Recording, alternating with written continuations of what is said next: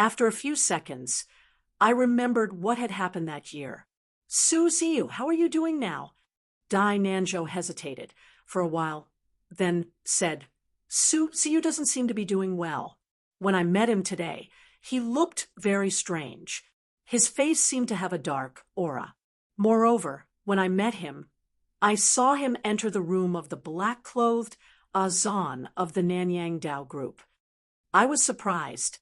How did Su Ziyu get involved with the people from the Nanyang Dao group? In recent years, I've heard news about Su Ziyu on and off. She's now a very famous female celebrity. In the entertainment circle, there are often rumors of people going to Southeast Asia to visit various eminent monks. Could it be that Su Ziyu is in the same situation? It was understandable, but Dai Nanzhou said that Su Ziyu's face seemed to have a layer of dark energy. This was even stranger. I had seen Su Ziyu's glabella on the TV, but I couldn't see it clearly through the TV screen, so I didn't pay much attention to it. However, Dai Nanzhou was just an ordinary person. If he could see something strange on Su Ziyu's face, things wouldn't be that simple. While I was pondering, Dai Nanzhou hurriedly asked, No matter what, we're old classmates. Do you want to check on her? After hesitating for a while, I nodded and agreed. Su Ziyu seemed to have some connection with the black-clothed Azan, and I also needed to contact him. It wouldn't be a bad idea to check on Su Ziyu first. After I agreed, Dai Nanzhou immediately told me Su Ziyu's address. I couldn't help but laugh. This fellow was really warm-hearted. He had already prepared everything. Su Ziyu was a celebrity, after all, and ordinary people couldn't meet her. However, Dai Nanzhou had used Wang Yongjun's connections to contact the CEO of an entertainment company in Hong Kong. He then arranged for someone to take us to the hotel where Su Ziyu was staying. The moment I saw Su Ziyu, I furrowed my brows. Dai Nanzhou wasn't wrong. Su Ziyu had encountered a big problem. Her glabella was dark, and anyone with a bit of knowledge about geomancy could see that she didn't have long to live. I used my Dao energy to check on her soul. Then, I found out that her fate wasn't in danger, but that her 3 souls were unstable. The dark glabella was a sign that her life soul was unstable. If I wasn't wrong, Su Ziyu only had half a month left to live. Moreover, her 3 souls were unstable, which caused her to be sick and her memory to deteriorate. She seemed to be in a trance. Logically speaking, her body should be very haggard, but the strange thing was that when I looked at her, I felt an indescribable attraction.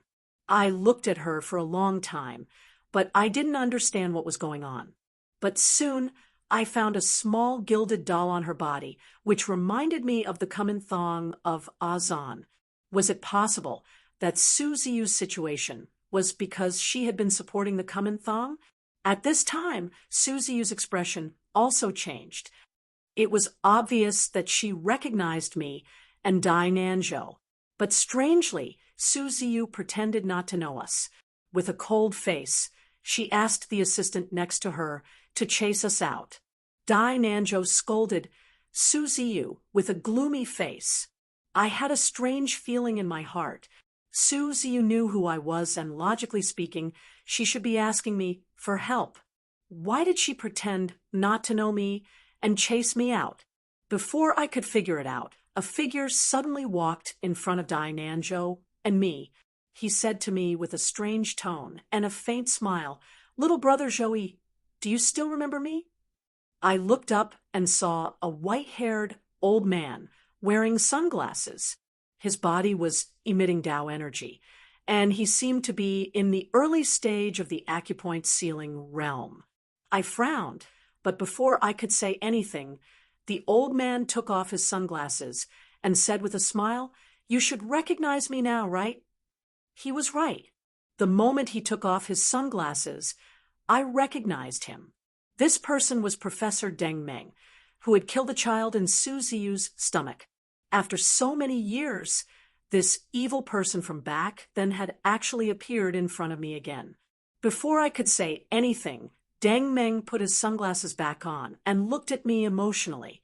Back then, I thought that you were quite talented, but I didn't expect that after so many years, you still don't have much Tao energy. What a pity. Hearing his words, I felt a little strange. My current realm far surpassed his. And with the dark green energy concealing me, it was normal that he couldn't see through my cultivation. But I didn't expect him to think that my cultivation was too low. He suddenly cried out involuntarily, "No, why is this inchi? Why is it so thick?" Then he abruptly retracted his outstretched hand. He looked at Tong Tong and asked me, "This heavenly embryo, what realm is it at now?" My Tao energy was covered by the dark green energy, so Professor Deng couldn't sense it. However, Tong Tong was different. Even if she didn't release the thick yin qi, it was enough to frighten people. As Professor Deng had reached the acupoint ceiling realm, of course, he could sense it. I smiled at him and said calmly, "A few days ago, she broke through to the Ghost King realm. I guess she's at the glorious knowledge realm among geomancy masters." "Ghost King," Professor Deng exclaimed. He couldn't help but take half a step back. His face was frightened and envious. He looked at Tong Tong and then at me. After a long time, he finally spoke again. This time, his voice wasn't as calm as before. He sounded a little guilty. "In just a few years, she has grown from a little soul to the Ghost King realm. Even if she's just a heavenly fetus, her innate talent is really amazing. It's a waste for her to stay with you. Give her to me." "I take back what I said. As long as you give her to me, I can let you go." I pulled a chair from the side and sat down. I looked at Professor Deng with interest. She has the Ghost King cultivation base, and she listens to me. I don't understand why you dare to threaten me under such circumstances.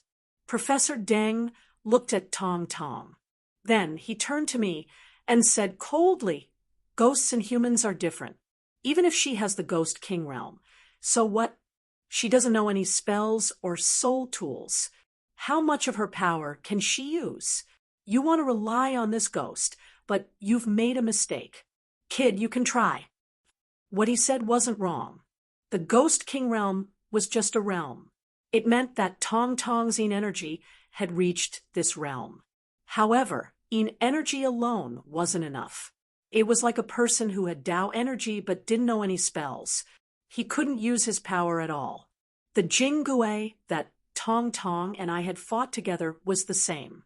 Although he was at the Ghost King realm, he didn't know any spells. In the end, Tong Tong and I had worked together to defeat him. Tong Tong was different. She had been cultivating the divine techniques from the Death Scripture. With her heavenly yin energy, not only could she use her power, but she could also use her power beyond her normal level. I grinned. I didn't want to argue with Deng Mundo anymore, so I directly said, "Professor Deng, you used to refine small ghosts. Do you really think that a seeking dragon realm cultivator can control a ghost with the power of a Ghost King?" Deng Meng frowned, and his voice became hoarse. What do you mean?" I smiled and activated the dark green power. I didn't hide my Tao energy anymore. Ordinary people couldn't sense Tao energy, so Dai Nanzhou and Su Ziyu didn't move. However, Deng Meng's eyes opened wide. His body seemed to be shivering as he shouted, "Impossible! How could it be?" I stood up from the chair, and my smile turned cold. I said softly, "I believe that after that incident, Professor Deng hasn't been in the Metaphysics Society anymore, right? If you're still in the Metaphysics Society, you should have heard of the name of the young phoenix." Young phoenix? Deng Meng naturally understood what that term meant. His face turned pale, and his body shivered even more violently. As I walked forward, I continued to smile coldly. "Professor Deng, I reckon that you don't pay much attention to the news. These few days, the Guangdong Metaphysics Society had a friendly competition with the Nanyang Taoists.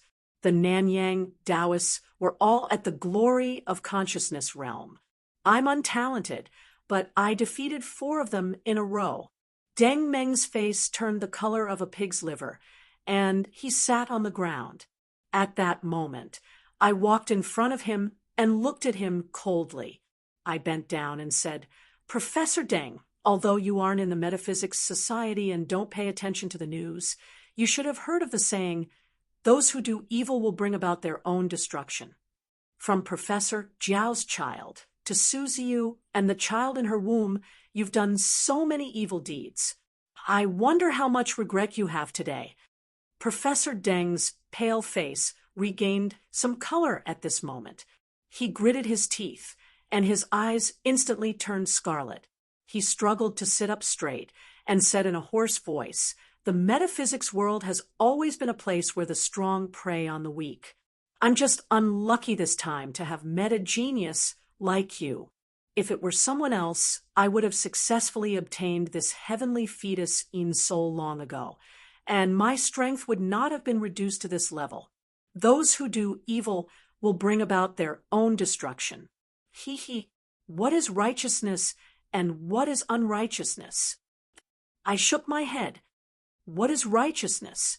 What is unrighteousness? When you were refining little ghosts, you went to the graveyard, the mortuary, and even dug up graves to look for corpses. But you killed people and refined their souls. That is unrighteousness. When you asked me for the spirit, you directly controlled me and took it by force. You even killed me and took it away. That is unrighteousness.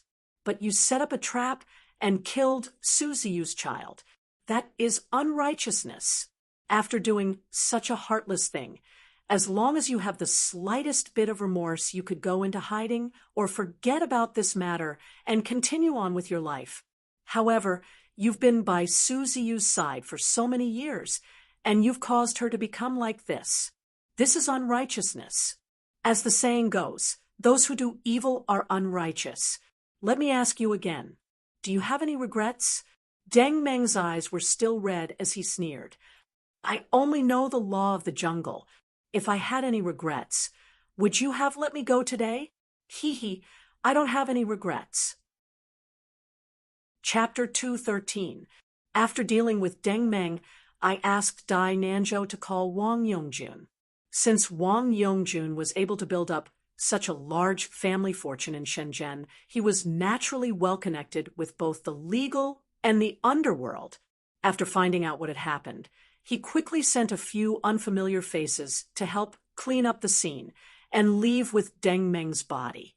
Of course, before Deng Meng's body was taken away, I had taken everything from him.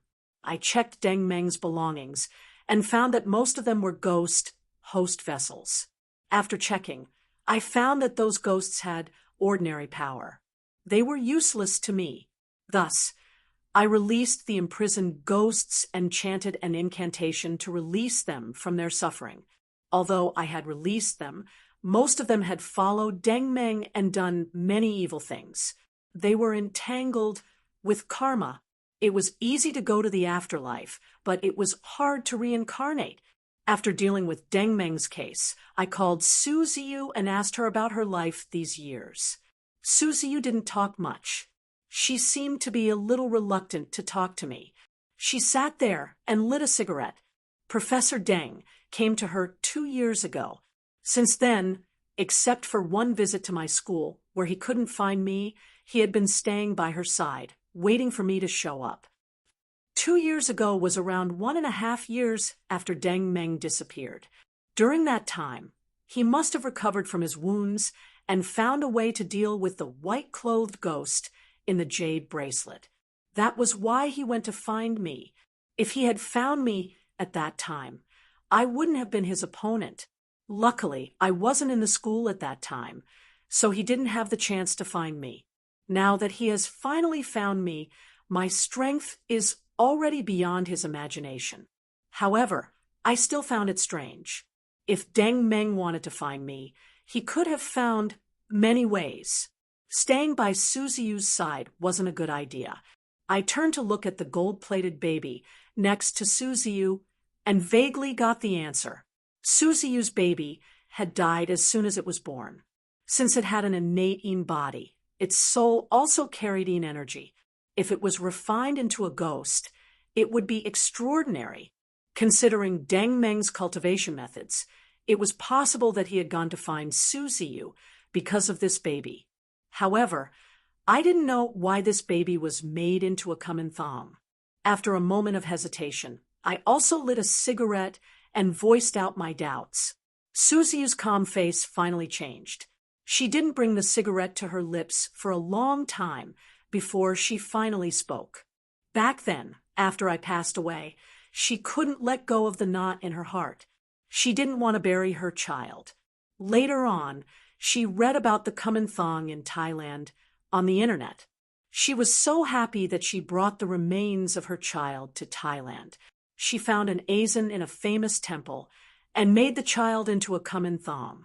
Since then, she has been taking care of the child. Chapter 214. After making a choice, it meant that the matter was settled.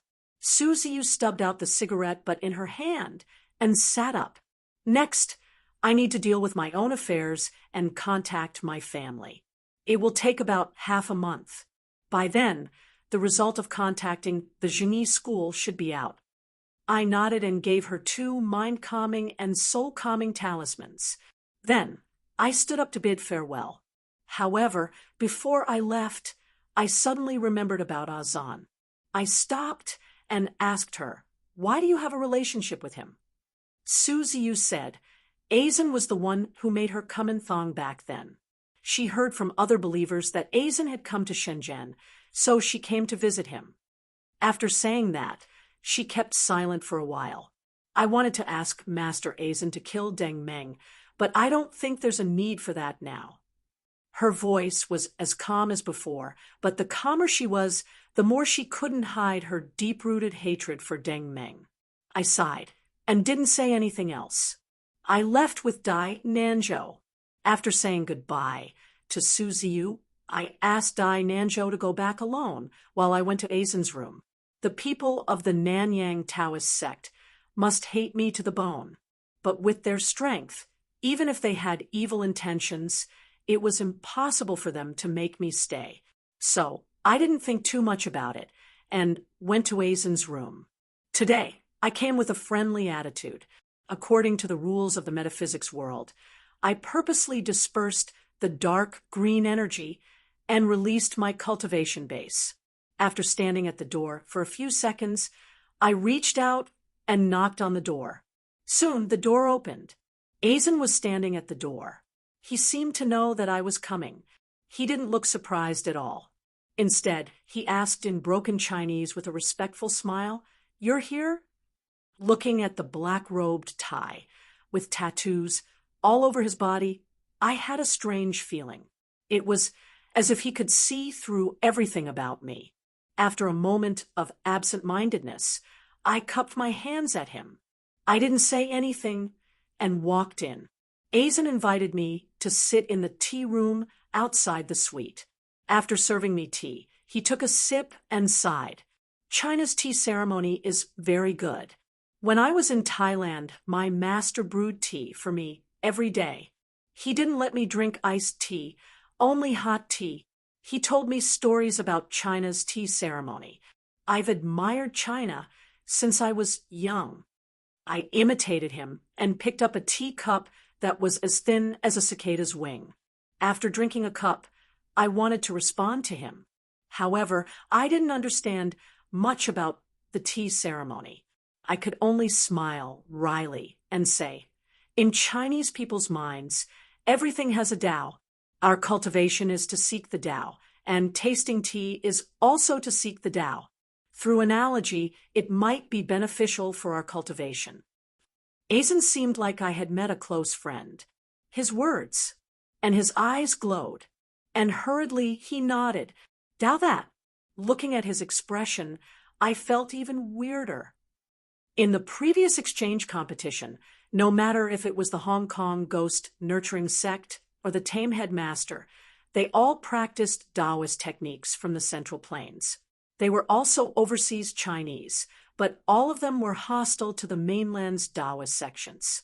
On the contrary, this Thai man, Azen, seemed to admire the Central Plains culture. After sipping a few more cups of tea, Azen took the initiative to mention the dark green power. "Lord, since you came to visit today, you must have come for the power of the 9 spirits, right?" I nodded. Although the way he addressed it was different. According to the situation that day, the power of the 9 spirits that he mentioned was the dark green power. "Lord, you are the Holy Son and have already obtained the recognition of the power of the 9 spirits. Azen is slow-witted and has yet to obtain the recognition of the power of the 9 spirits. If Lord has any questions, I'm afraid that I won't be able to answer," Azen said respectfully. Hearing him address me as Lord, I felt awkward. I couldn't help but ask, "Why do you call me Lord? What does Holy Son mean?" Azen smiled. "In our Grand King's Palace, if you can obtain the recognition of the power of the 9 spirits, you are the Holy Son. The Holy Son's status is very high, so we naturally have to address you as Lord." After hearing his words, I was even more certain that the Grand King's Palace was related to the Tai Sui. After pondering for a while, I asked, "How many Holy Sons do you have now?" Azen shook his head. "My teacher used to be the Holy Son. Ever since he became Shiragami, the Grand King's Palace didn't have another Holy Son. If Lord comes to our Grand King's Palace to observe the power of the 9 spirits, we will definitely welcome you as a Holy Son." His words confused me. I couldn't help but ask, "I'm not a member of the Grand King's Palace. How can I observe the power of the 9 spirits?" Azen continued to nod. "It doesn't matter if you're a member of the Grand King's Palace or not. What's important is the recognition of the power of the 9 spirits. No matter who Lord is, you will always be respected by the Grand King's Palace. Observing the power of the 9 spirits is your right." Waves surged in my heart. Before coming here, I had been thinking of ways to find the Tai Sui. I had never expected Azen to say that. If his words represented the attitude of the Grand King's Palace, I would have to find some time to go to Thailand to find the Tai Sui. Moreover, according to what he said, the Holy Son was someone who had the power of the 9 spirits. In that case, the people of the Grand King's Palace had a tradition of obtaining the power of the Tai Sui. This would definitely help me increase my dark green power. After making up my mind, I asked for the detailed address of the Grand King's Palace, as well as how to contact him when I got there. Azen looked delighted and didn't seem to be faking it. Not only did he answer all my questions, but he also told me to go as soon as possible. His teacher would be very happy to see me. It was obvious that I couldn't go as soon as possible. Although Azen's enthusiasm didn't seem fake, it was a foreign country after all. It was hard to say what I would encounter. Moreover, I had already reached the 9 apertures acupuncture realm. I would have to wait until I reached the glory of consciousness realm at the earliest. At that time, I would be able to escape even if I were to face the Celestial Master. From Azen's cultivation base, the teacher he had mentioned, Shirapana, was at the Celestial Master realm. After pondering for a while, I told him a general date, next year. After making an appointment, I asked him about the 3 spirits realm he had mentioned the other day. I also asked him about the relationship between the 3 spirits and the power of the 9 spirits. Azen told me 1 spirit to 9 spirits is the division of Kumanthong and Azen's cultivation base. However, the 9 spirits is a cultivation base that only gods can have. Ordinary people can't reach it. That's why the power of the 9 spirits is also the power of gods. I was startled. His Kumanthong and Pupilu had the power of the Ghost King, which was equivalent to the glory of consciousness in metaphysics. This was only the 3 spirits realm. Then, the 4 spirits was the celestial master's cultivation base. But what were the realms of the 5 spirits and the 6 spirits? Moreover, he had said that the 9 spirits were gods. So, Tai Sui's power was much higher than the celestial master's, although the death scripture recorded a lot of things and could even be called an encyclopedia. It only recorded the basic content. When it came to cultivation, the higher the realm, the fewer things were recorded. When it came to the celestial master realm, there were only a few sentences. As for the higher realms, there was no mention of them. I seized the chance to ask Azen about the cultivation base of the 5 spirits and 6 spirits realms. However, Azen waved his hand and said with a matter-of-fact face, "I can't talk about it if my realm isn't high enough." I felt discouraged. After drinking afternoon tea and asking questions, I got up and left around dusk. Before I left, Azen gave me a bronze 3-faced Buddha, statue the size of a finger. He told me that it was a keepsake from the royal palace and that he wanted to give it to me as a souvenir. On the way back to my hotel, I received a call from Zhang Wenfei. He told me that he and his senior brother, Zhang Canwen, were going back to Meizhou in advance tonight. After the exchange competition, the members of the Guangdong branch had agreed to return to their hometown tomorrow after the meeting. Why did Zhang Wenfei and the rest want to return early? Just as I was about to ask, Zhang Wenfei seemed to be in a hurry and hung up the phone. I reckoned that he had encountered something urgent. I wanted to call back and ask, but after thinking about it, I put down the phone. With my relationship with Zhang Wenfei, if he really encountered something difficult, he would definitely look for me for help. I reckoned that it was just a matter of urgency. I might as well not waste his time and call him again tomorrow or the day after. After Zhang Wenfei and his senior brother left, there weren't many people in the Guangdong branch that were close to me. To avoid trouble, I didn't attend the farewell party on the second day. Instead, I stayed in the hotel to cultivate in peace. I had just stabilized my pressure 0.9 apertures realm, so it would be difficult for me to increase it in a short period of time. However, the completion of the 10 apertures realm would arrive soon. Right now, I needed to start making preparations to raise my glory of knowledge realm.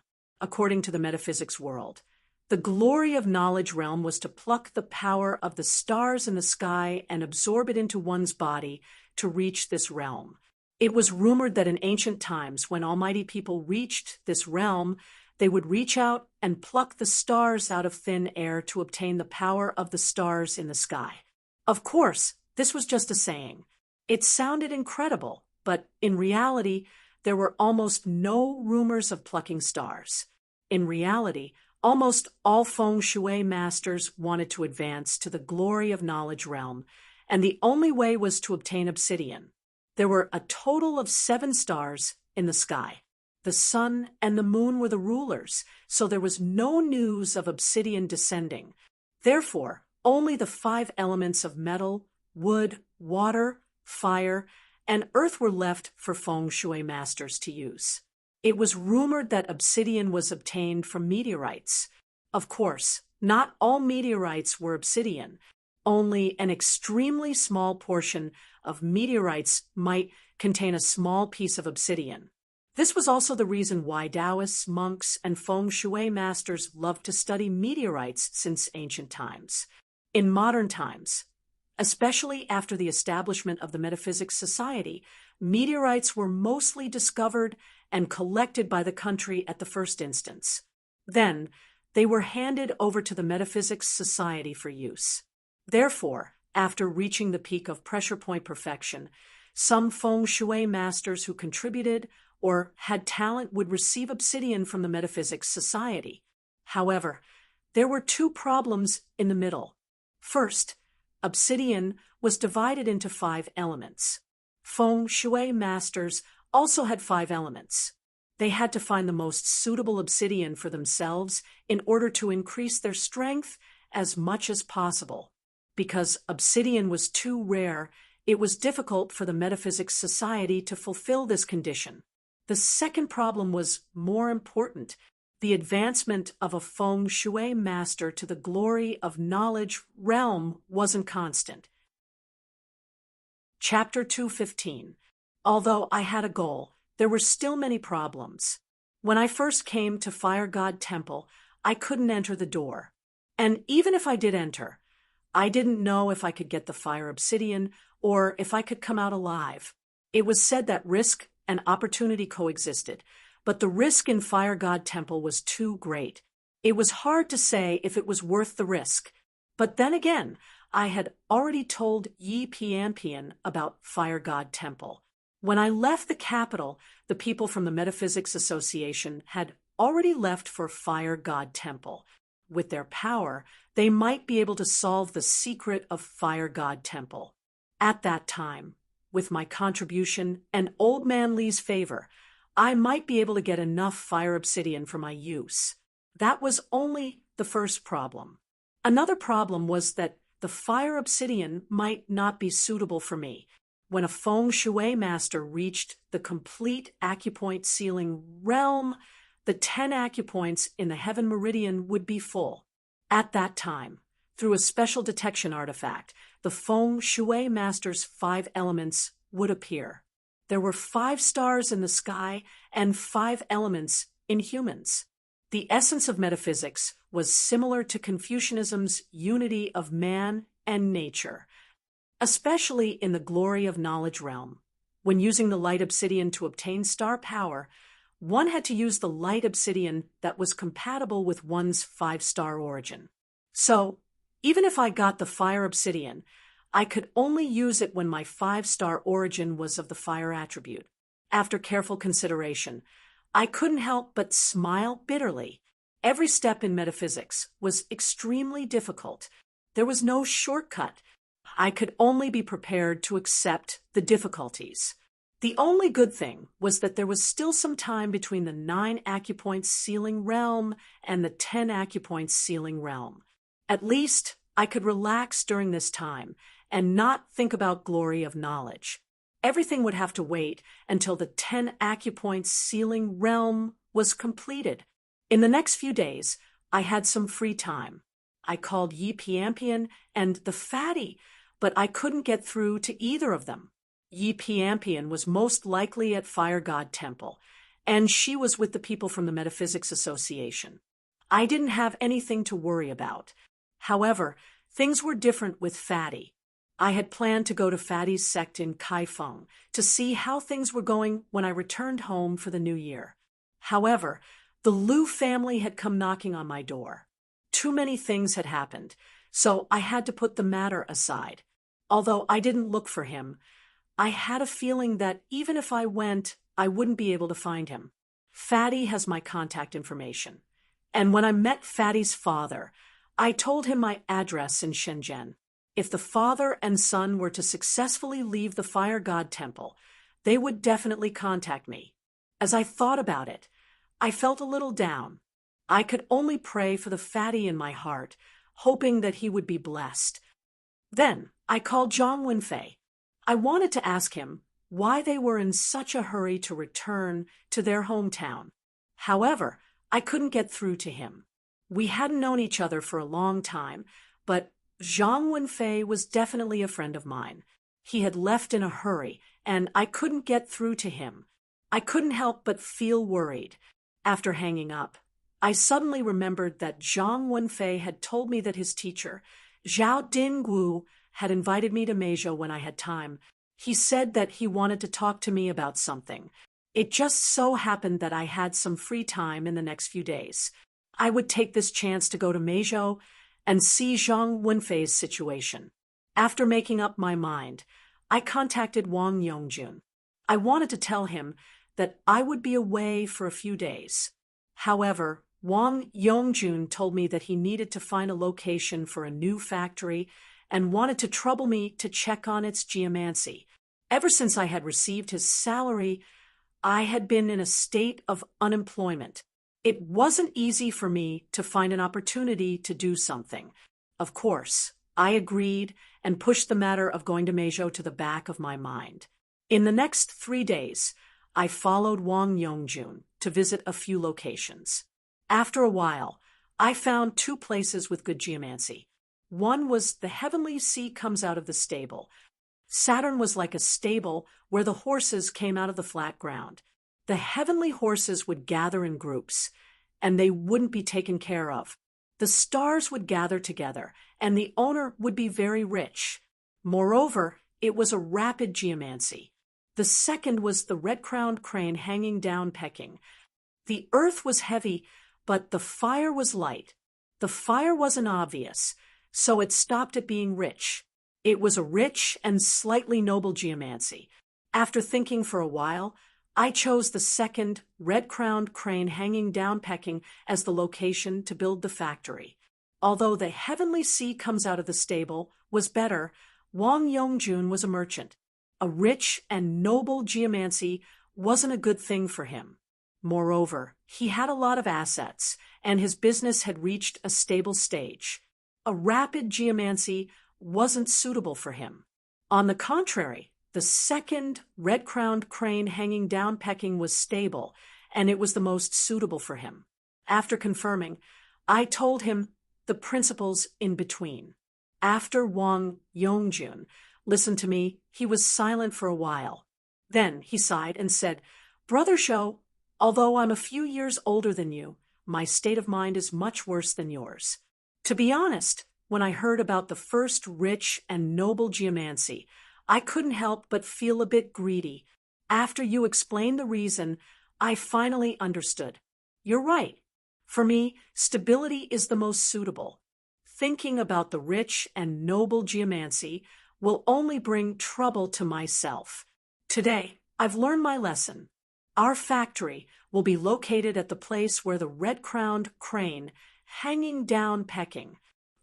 After he finished speaking, I waved my hand and smiled. It wasn't that I was being modest. Anyone who heard about the rich and noble geomancy would feel greedy. Not to mention, Wang Yongjun was still confused by the situation. It was already hard for him to not be affected by greed. If I were to put myself in his shoes, I'm not sure if I could make the same open-minded choice as him. After finishing this, Wang Yongjun gave me a check for 1 million renminbi. He said that it was for your hard work. When I first accepted the job, Wang Yongjun said that the annual salary would be calculated separately. Every time I worked, I would get a bonus. At this time, I didn't refuse and directly accepted it. Then, I asked Wang Yongjun about his recent plans. After learning that there wouldn't be anything else for the time being, I told him about going to Meizhou. Although I was hired by him, Wang Yongjun never asked about my whereabouts. Of course, he wouldn't say anything. Since Meizhou wasn't too far from Shenzhen, he directly asked his driver, Wang Kuan, to take me there. He said that he had a lot of business dealings there. Wang Kuan had also stayed there before, so he was more familiar with the place. It was more convenient to have someone pick me up, so I didn't refuse. With Wang Kuan on my feet, we set off to Meizhou. We set off at noon and arrived at Meizhou City around 5 p.m. We first found a hotel to stay in before driving to Meizhou's metaphysics branch. Before coming here, I had already asked Yang Kaichen for the specific address of the Meizhou branch. At this time, I didn't need to ask around. I quickly reached the place. Meizhou City was much smaller than Shenzhen, but the Meizhou branch wasn't any worse than the Shenzhen branch. It was also an entire building, but it was different from the modern style of Shenzhen. The Meizhou branch's building had an antique style. Aside from the fact that the building was too tall, the rest of the building was arranged in the style of ancient China. It looked very pleasing to the eye. However, when I stood at the door, I stopped. I didn't directly enter. It wasn't because someone was stopping me. It was because there were several white banners hanging on the main entrance of the Mejo branch. On the two sides of the door, there were also funeral couplets and wreaths. From the looks of it, it seemed that there was a funeral going on. I had a bad premonition. After entering, I saw a morning hall in the lobby. In the middle of the morning hall, there was a huge black and white photo. It was Grandpa Zhao Dingwu's photo. No wonder Zhang Wenfei and his fellow disciple had rushed back. It turned out that Grandpa Zhao had passed away, although I hadn't had much contact with Grandpa Zhao. Whether it was the stories I had heard about his life or the warning he had given me, it was enough to make me respect him. There were many people in the hall paying their respects to Grandpa Zhao. When I walked to the front of the morning hall, someone handed me 3 sticks of incense. I took them and lit them. I respectfully bowed to Grandpa Zhao's portrait 3 times. Then I grabbed some paper money from the short table and burned them. After that, I stood up and left the morning hall. Although I was also grieving, funerals and condolences had proper etiquette. I couldn't be rude. However, after I left the morning hall, I had some doubts. According to etiquette, the filial son who wore mourning clothes in front of the morning hall should be the deceased's eldest son or grandson. I had heard from Zhang Wenfei that Grandpa Zhao Dingwu didn't have any children. He had treated the 2 of them as his own. Thus, the filial son here should be Zhang Canwen. However, it was strange that the one who had offered me the incense was a kid around 17 or 18 years old. I couldn't help but feel suspicious. I pulled a young man and asked him, "Fellow Taoist, is the filial son in the morning hall Grandpa Zhao's son?" After hearing my question, the young man looked at me strangely. Then he answered, "Of course not. Zhao Dingwu didn't have any children. That's Vice President Zhang's youngest son. He's just playing the role of a filial son." Then the young man seemed to be afraid of something. He didn't want to talk more. He waved his hand and left. Seeing his strange behavior, I was also puzzled. I didn't ask anyone else but looked around. However, I didn't see Zhang Wenfei or Zhang Canwen. Zhang Wenfei and his fellow disciple hadn't appeared in Grandpa Zhao's morning hall.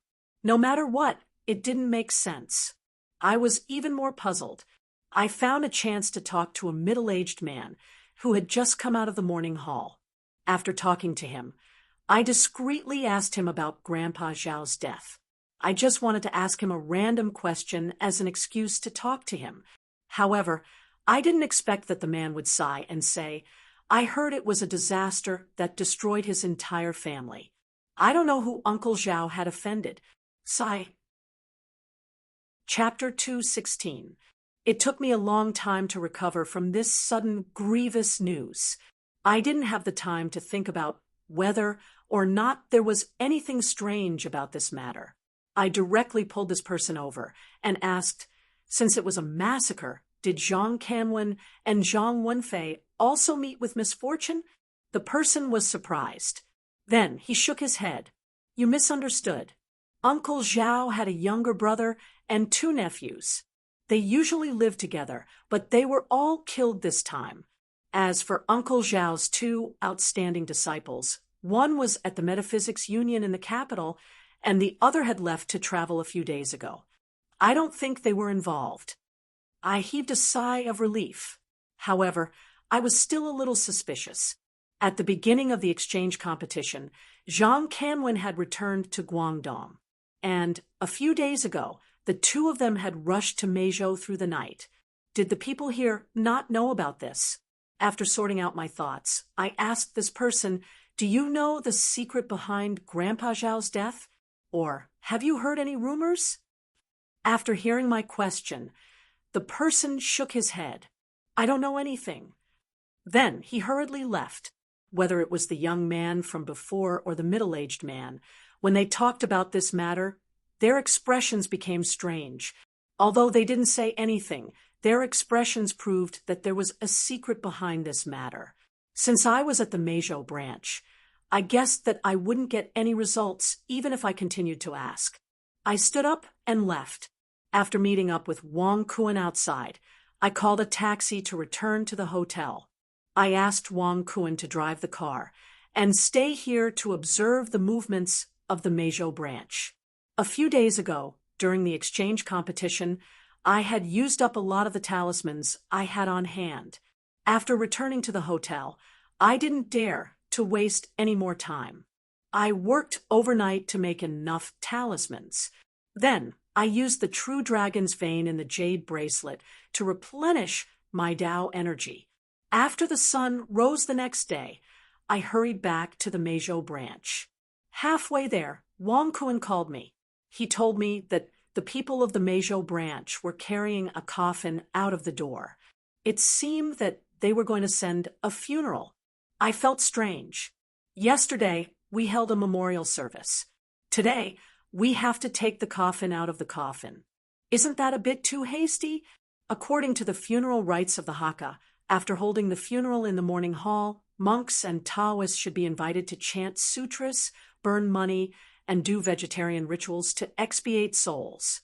It usually takes a few days before it is time to take the coffin out. Although feng shui masters don't need monks or Taoists to expiate souls, it is normal for the body to be kept for a few days to receive more worship. It is really inappropriate to take the coffin out in such a hurry. What's more, it is only 7 or 8 o'clock in the morning. After pondering for a while, I got Wang Kun to drive up to them first. Don't hang up the phone. Tell me the address at any time. I'll rush over here. When I met up with Wang Kun, half an hour had passed. The funeral procession had left the city and was moving slowly on a quiet road in the suburbs. Since there weren't many people and carriages in the suburbs, we didn't dare to follow too closely. We stayed far behind them until they entered a cemetery. We didn't dare to follow them, so we had to stop outside. After stopping the car, I looked at the cemetery in front of me. I felt a little sad. As a feng shui master, he had spent his whole life searching for the dragon's acupoints. He had to prepare a few good places to protect his descendants after he died. It was a pity that Mr. Zhao had suffered a great calamity. After he died, he could only be buried in this cemetery. There were not many good graves with good feng shui. Moreover, in a good feng shui place, there were only 1 or 2 places that could be used as acupoints. In a cemetery where hundreds or even thousands of people were buried, the feng shui wouldn't be good. As a feng shui master, he couldn't find a good place to rest after he died. It was really sad. I guessed the funeral procession wouldn't come out for a while. We had to wait outside in silence. As Wang Kun had stayed up all night, he couldn't stand it anymore. I asked him to go to the back of the car to sleep. I sat there alone and waited. The Hakka people paid attention to funerals. When they were buried, there were many procedures. However, Mr. Zhao's funeral procession was simple. At noon, the procession that had entered the cemetery left. I hid there and observed for a long time. Since I wasn't familiar with the people in the Meizhou branch, I didn't find any valuable clues. Wang Kun woke up around dusk. We went to get something to eat, then returned to the cemetery. Wang Kun drove the car to wait for me outside while I sneaked into the cemetery. Although there were graves everywhere, the newly deceased had a different aura. Soon, I found Mr. Zhao's grave. When I reached the gravestone, I used my Tao energy to isolate the surroundings. Then I sat cross-legged and took out a talisman I had prepared last night.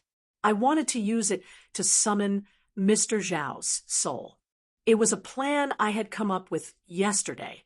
No matter what the reason was, Mr. Zhao would know. Instead of blindly investigating, it was better to summon his soul and ask. A feng shui master's soul was much stronger than an ordinary person's.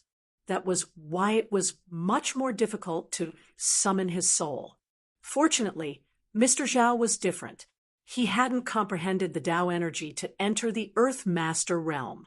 He was just an ordinary Feng Shui master. Although his soul was stronger than an ordinary person's, it wasn't difficult for me to summon his soul. It was different from the time I had summoned Tong Tong's mother's soul. Previously, the person from the branch in Meizhou had said that Mr. Zhao's family had been annihilated. Why was there a Feng Shui master in his former residence? I was even more careful. Following the fluctuation of Tao energy, I held my breath and focused until I reached an ajar door on the second floor. I peeked through the crack of the door. There were a total of 4 people in the room. They were sitting cross-legged in a circle. All of them had their eyes closed. Their hands were folded in front of their abdomens. Looking at their appearances, it was clear that they were using their Tao energy to do something. As I got closer, I was able to clearly sense the ripples of their powers of the way. I was also able to determine their level of cultivation. 2 of them were about the same level as me at the later stage of the sealing acupoint realm. As for the other 2, I could clearly sense that one of them was at the great circle of the sealing acupoint realm. The last person made me frown. I couldn't accurately sense this person's realm. However, based on the dense Tao energy fluctuations on his body, I could roughly determine that he was at the glory consciousness realm. With my cultivation realm, I would have been sensed by these people the moment I entered the courtyard. Fortunately, the dark green energy was concealing me. That was why I was able to make my way to the door. According to the rules and regulations of the Metaphysics Society, the branch would normally only have 1 person at the glory consciousness realm as the president. Furthermore, that person would be older when they reached the glory consciousness realm and would have almost no room for improvement. As for those with better talent who had reached the glory consciousness realm, they would almost all be transferred to the headquarters to take on the position of a director. On one hand, it would increase the headquarters' power.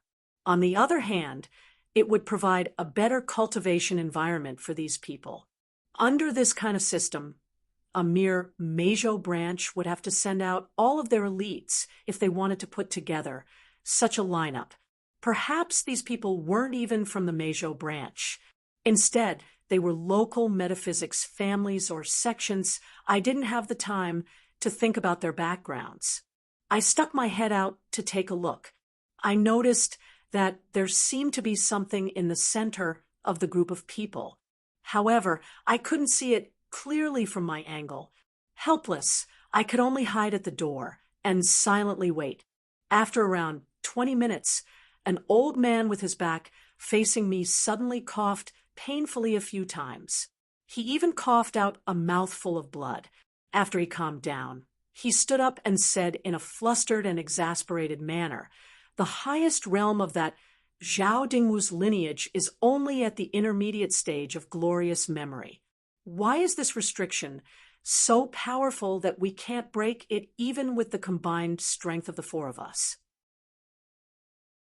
Seeing that I was about to make a move, the 3 of them tacitly made the same choice, and that was to run. The 3 of them rushed towards the door. However, as they were all feng shui masters of the pressure point realm, their speed couldn't compare to mine, let alone my magic tool.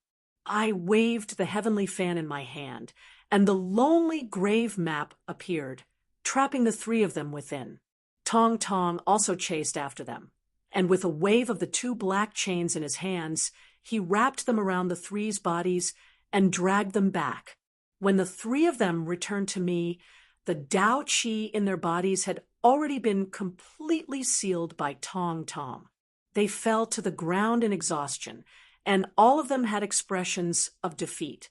In the end, it was the middle-aged man who had completed the pressure point realm who sat up and carefully said to me, "Daoist friend, why did you ambush us? Is there a misunderstanding?" I shook my head and chuckled, but didn't reply to his question. I only told Tong Tong to look after them.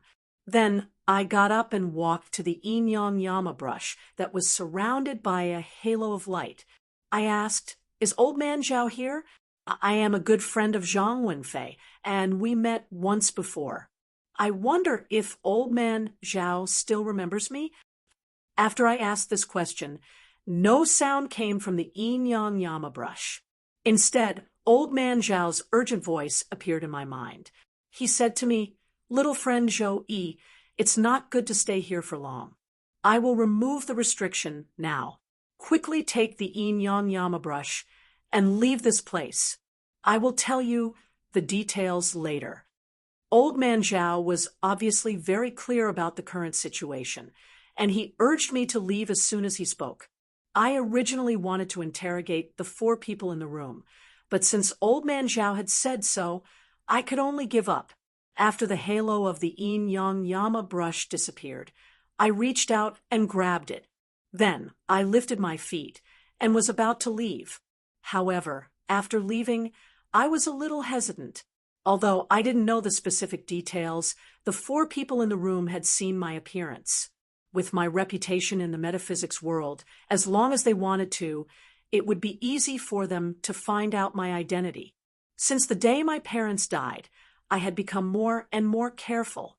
It was best to eliminate this kind of danger in the bud.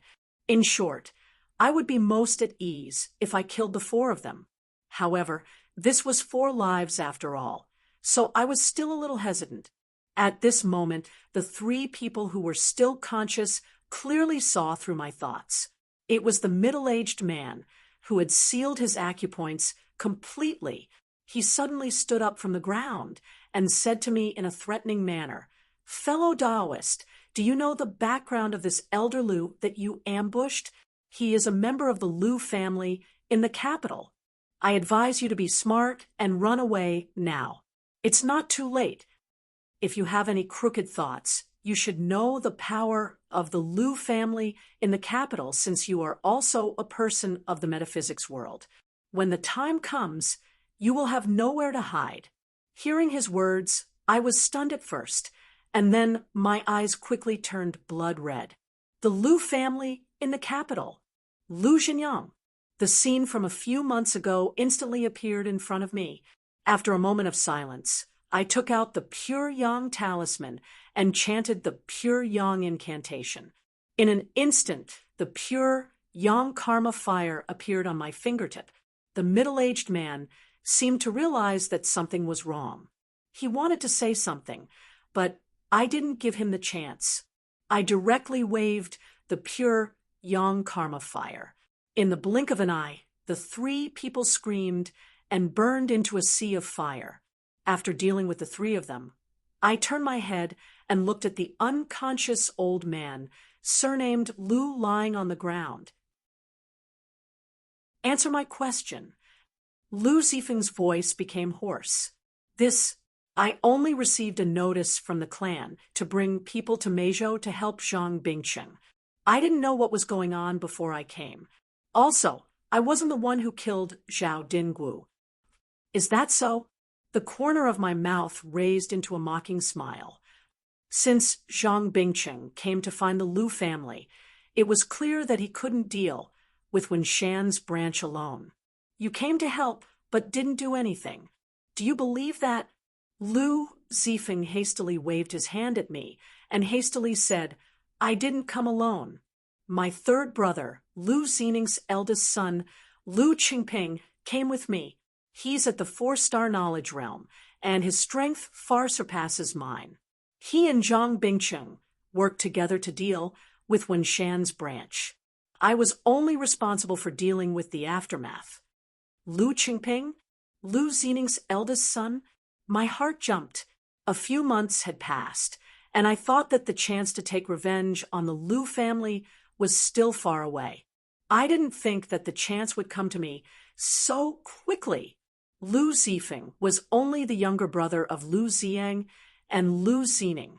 Killing him wouldn't have much of an impact on the Lu family. But if this Lu Qingping were to die, Lu Xiening would lose his son in his old age. But according to what Lu Zifeng said, he was at the 4-star knowledge realm. It wouldn't be easy to kill him, so I had to think about it. Then, I carefully asked about the Lu family. Lu Zifeng most likely felt the killing intent in my words, so he didn't dare to hide anything and told me everything. According to what he said, in the generation of the Lu family's old man, Lu Xiening, and his 2 brothers were all at the Sky Master realm. Not only that, in the 2nd generation, Lu Xiang's eldest son, Lu Qingyi, was also at the Sky Master realm. A family with 4 Sky Masters. What kind of power was that?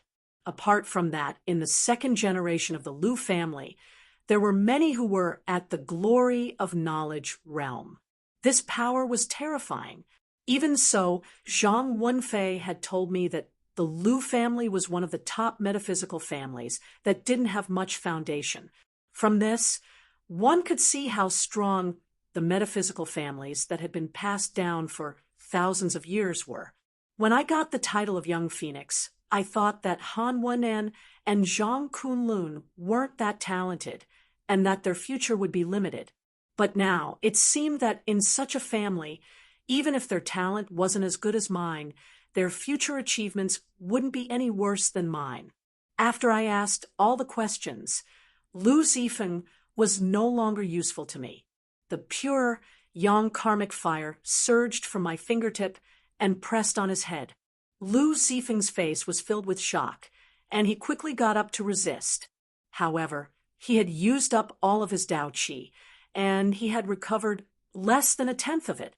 He barely resisted for a few seconds before the Dao Qi in his body was used up again.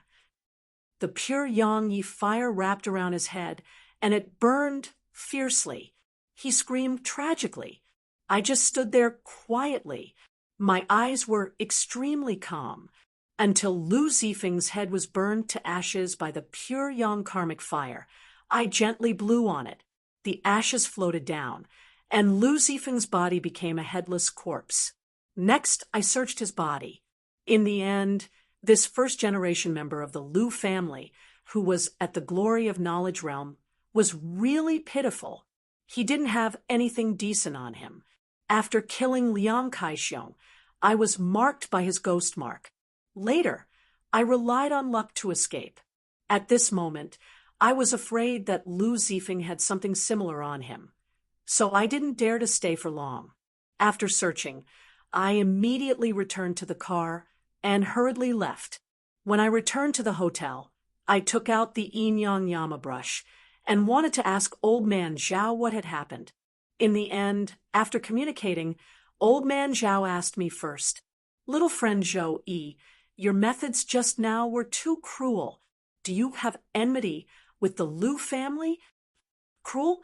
I smiled coldly and answered, "Absolutely irreconcilable." Old Man Zhao seemed to be stunned and didn't speak for a long time. Then he sighed. "Never mind. It's good that you don't get blinded by hatred." I had always respected Old Man Zhao, but when it came to the Lu family, anyone's advice was like the wind passing my ears. I definitely wouldn't take it to heart. After nodding, I changed the topic to Wen Shan's group. I hurriedly asked him what had happened. Lord Zhao was silent for a moment before he opened his mouth and said, "It's a long story. Let's talk about it this time. You should have more or less understood it. It was that Zhang Bingqing who colluded with the Lu family and secretly imprisoned me. Then he sent a message to Kunwan and Wen Fei after they returned to Mei Province. Zhang Bingqing's true intentions were revealed. He worked together with the Lu family to kill the 3 of us." Hearing him say this, my heart tightened. I quickly interrupted and asked, "What's the situation with Zhang Wenfei and his fellow disciple now?" In terms of feelings, Zhang Wenfei and I were the closest. After seeing the yin yang yama brush, my thoughts were always on him. At this time, Old Man Zhao was silent again. After a long time, his sorrowful voice came again. "That day, Wenfei died in battle. Kanwen ran out of energy. Then, to avoid the humiliation of the inherited magic tool, I used my remnant soul to open the yin-yang Yama brush's restriction. I don't know what happened after that. Old man Zhao had never married in his life. He had always treated Zhang Wenfei and his fellow disciple as his own. The grief of losing a son in his old age couldn't be described with words. Chapter 219. After talking about this, Mr. Zhao's voice didn't come back for a long time. I sat there in a daze. My mind kept replaying all the things that had happened since I met Zhang Wenfei. I couldn't say a word. After a long time, I clenched my teeth and spoke first. "Grandpa, tell me what exactly happened." Master Zhao's voice was sorrowful as he continued to tell me about the tragedy that had happened in Mount Wen's branch. The Mount Wen branch worshipped the famous Wen Tianxiang. Many people knew that Wen Tianxiang was a patriotic poet, a famous general who fought against the Jin dynasty, and a leader of the literary and political circles at the end of the Southern Song dynasty. However, not many people knew that he was also a master of metaphysics. Wen Tianxiang's first name was Yun Sun, and his courtesy name was Song Rui. He called himself Mount Wen, or Taoist Fuxiao. According to legend, Old Zhao's branch was inherited by Wen Tianxiang, a disciple of the Xianmen school. They took the name Mount Wen and got the name Mount Wen. After the fall of the Southern Song dynasty, they moved south and eventually settled in Meizhou.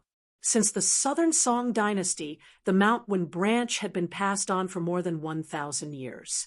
Dozens of years ago, they were the leaders of the Xianmen school in Meizhou. Later on, when China's mainland was ravaged by the flames of war, Wen Shan's lineage inherited the will of their ancestors. Many of them died for the country. This caused their vitality to be greatly damaged and their orthodoxy to wither. They almost lost their inheritance.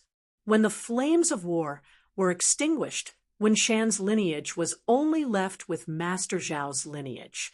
Old Zhao's master was called Zhang Wenyuan, and he was known as Taoist Xuemei in the Xianmen school. Since he was from Meizhou, he had a withered wintersweet branch.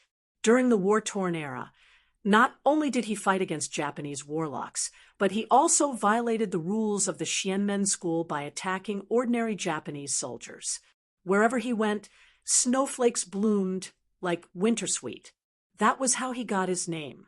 Old Zhao was Taoist Xuemei's eldest disciple.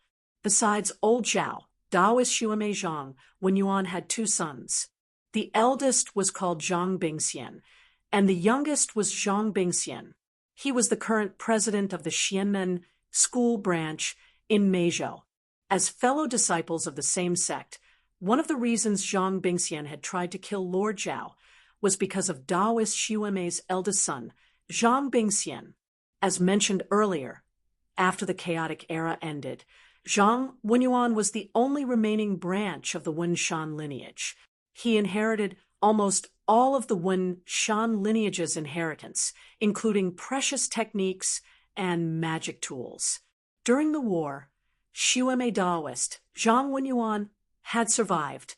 However, her body had been seriously injured, and she could no longer make any progress in her cultivation. Therefore, she had stayed at home, taking care of her three disciples. With the support of the precious cultivation techniques and magical tools of Wen Shan's lineage, Zhao Dingwu and the Zhang brothers had grown rapidly. Soon, they had become the dazzling stars of the Southern metaphysics world.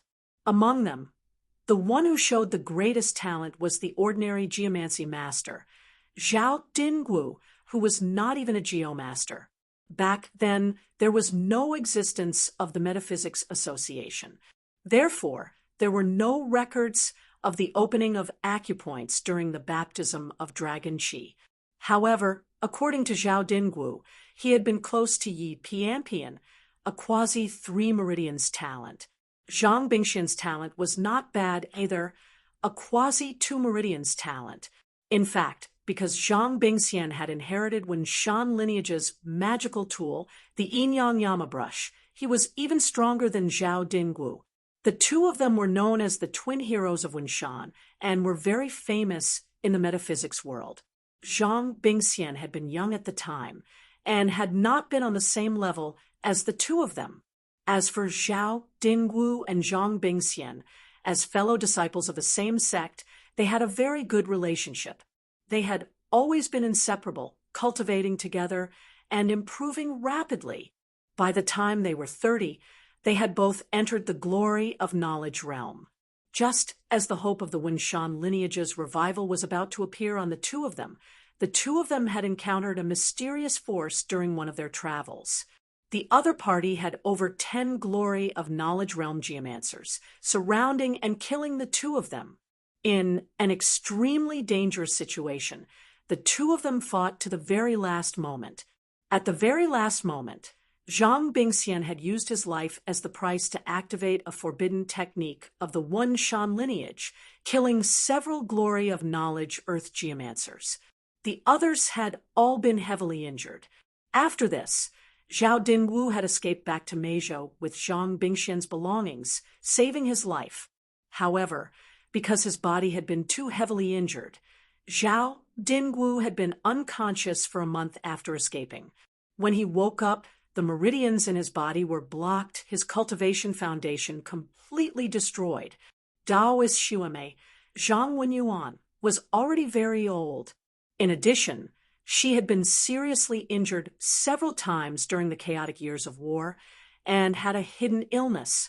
When she heard that her most promising apprentice and son had been killed and her Dao foundation destroyed, her hidden illness flared up, and she passed away. The Wen Shan lineage that had just seen the hope of revival immediately fell from its limitless glory and was now in its most critical moment. Fortunately, the Wen Shan lineage's historical reputation and their generosity in dying for the country during the chaotic times of war had a great influence in the southern metaphysical world. Even in such a state, their prestige in the metaphysical world was still very high. After such a tribulation, the Wen Shan lineage still managed to pull through with the support of various parties in the metaphysical world. At this time, coincidentally, the Metaphysics Association was preparing to be established.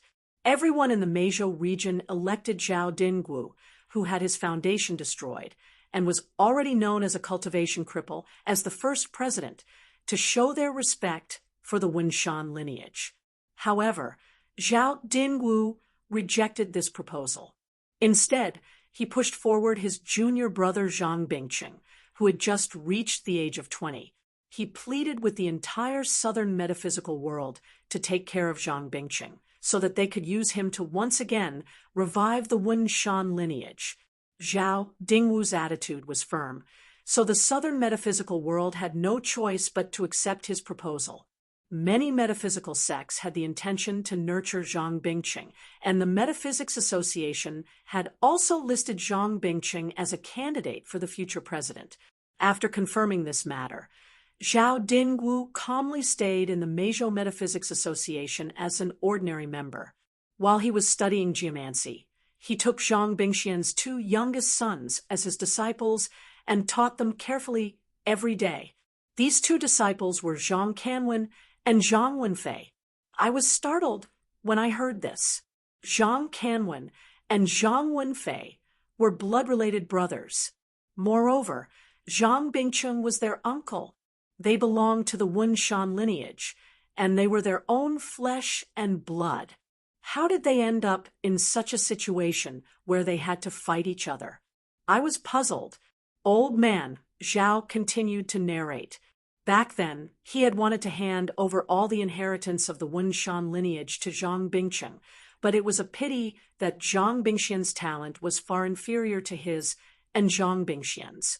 Even though he had a famous teacher to nurture him from a young age, it was only when he was in his 20s that he barely entered the pressure point realm. Moreover, when he received the baptism of the dragon Qi, he had only opened 6 meridians in his body, which could barely be considered as a 1 meridian talent. Under such circumstances, Zhang Bingqing was obviously unable to shoulder the heavy responsibility of reviving the Wunshan lineage.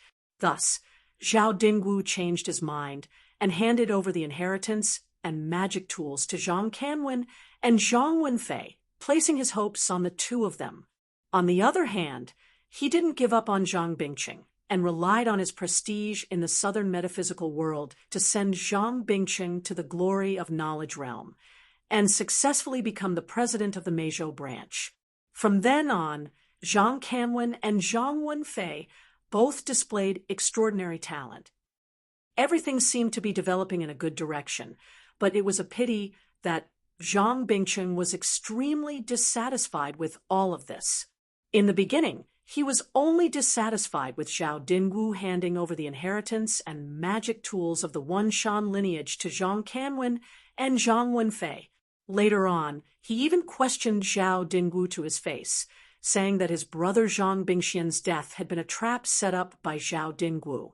The reason was that Zhao Dingwu's talent had been stronger back then, but Zhang Wenyuan had cared about kinship and hadn't handed over the inheritance of the Wunshan lineage to him, causing him to feel indignant and have evil thoughts.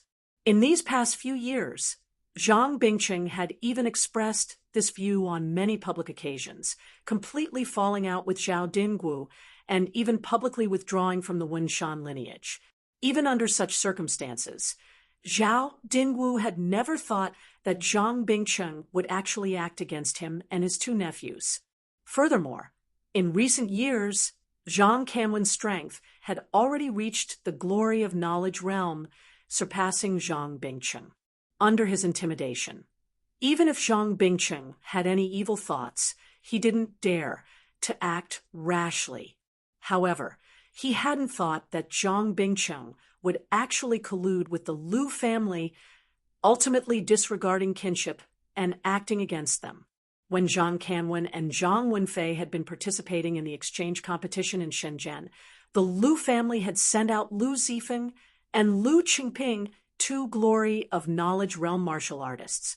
After meeting up with Zhang Bingqing, they had directly imprisoned Zhao Dingwu and laid down a trap, notifying Zhang Kanwen and Zhang Wenfei that Zhao Dingwu was critically ill and for them to quickly return. When they had hurriedly returned to Mei Province, they had fallen head first into the trap that Zhang Bingqing had meticulously laid down. After a bitter battle, Zhang Wenfei had died in battle, and Zhang Kanwen had fled with heavy injuries. Even the inherited magic tool, the Yin Yang Yama brush, had not been able to take it with him.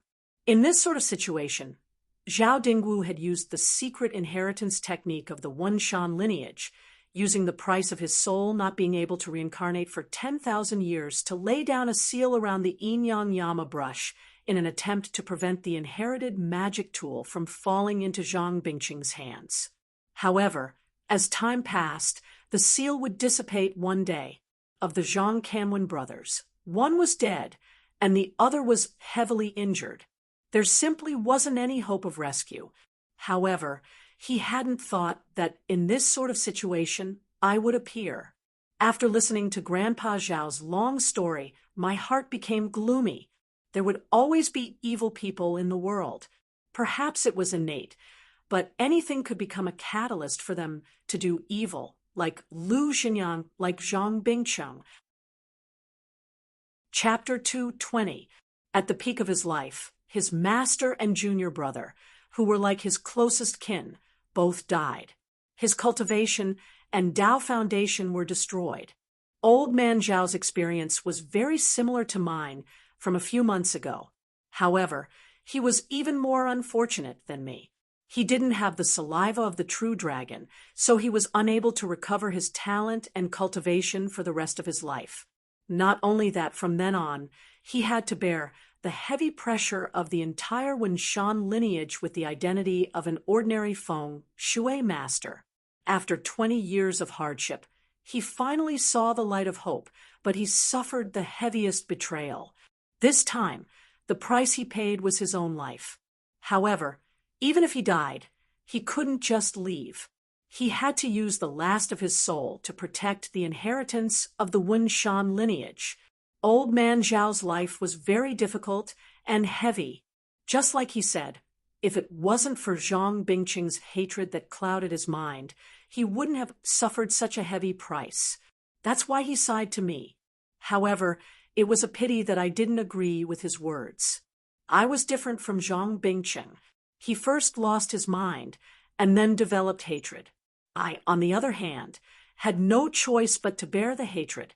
To me, if I could get revenge, then so what if I lost my mind? After listening to the story, I was silent for a long time. In the end, I could only let out a long sigh. With a gloomy expression, I asked Old Man Zhao, "How long can this restriction last?" He used a secret technique to activate this restriction with the power of his own soul. Although I don't know the principles behind it, I have a general idea that the day the restriction dissipates is the day his soul dissipates. Old Man Zhao's voice wasn't too heavy. He just said with a bit of disappointment, "Originally, it could last for a few more days, but now there's only about 10 days left." 10 days? I thought about it and said, I have enmity with the Lu family, and I'm also close friends with Wen Fei.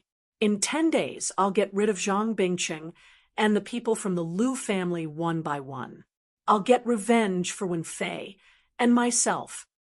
Facing Old Man Zhao, who had experienced many hardships in his life, I wanted to do something for him before I left.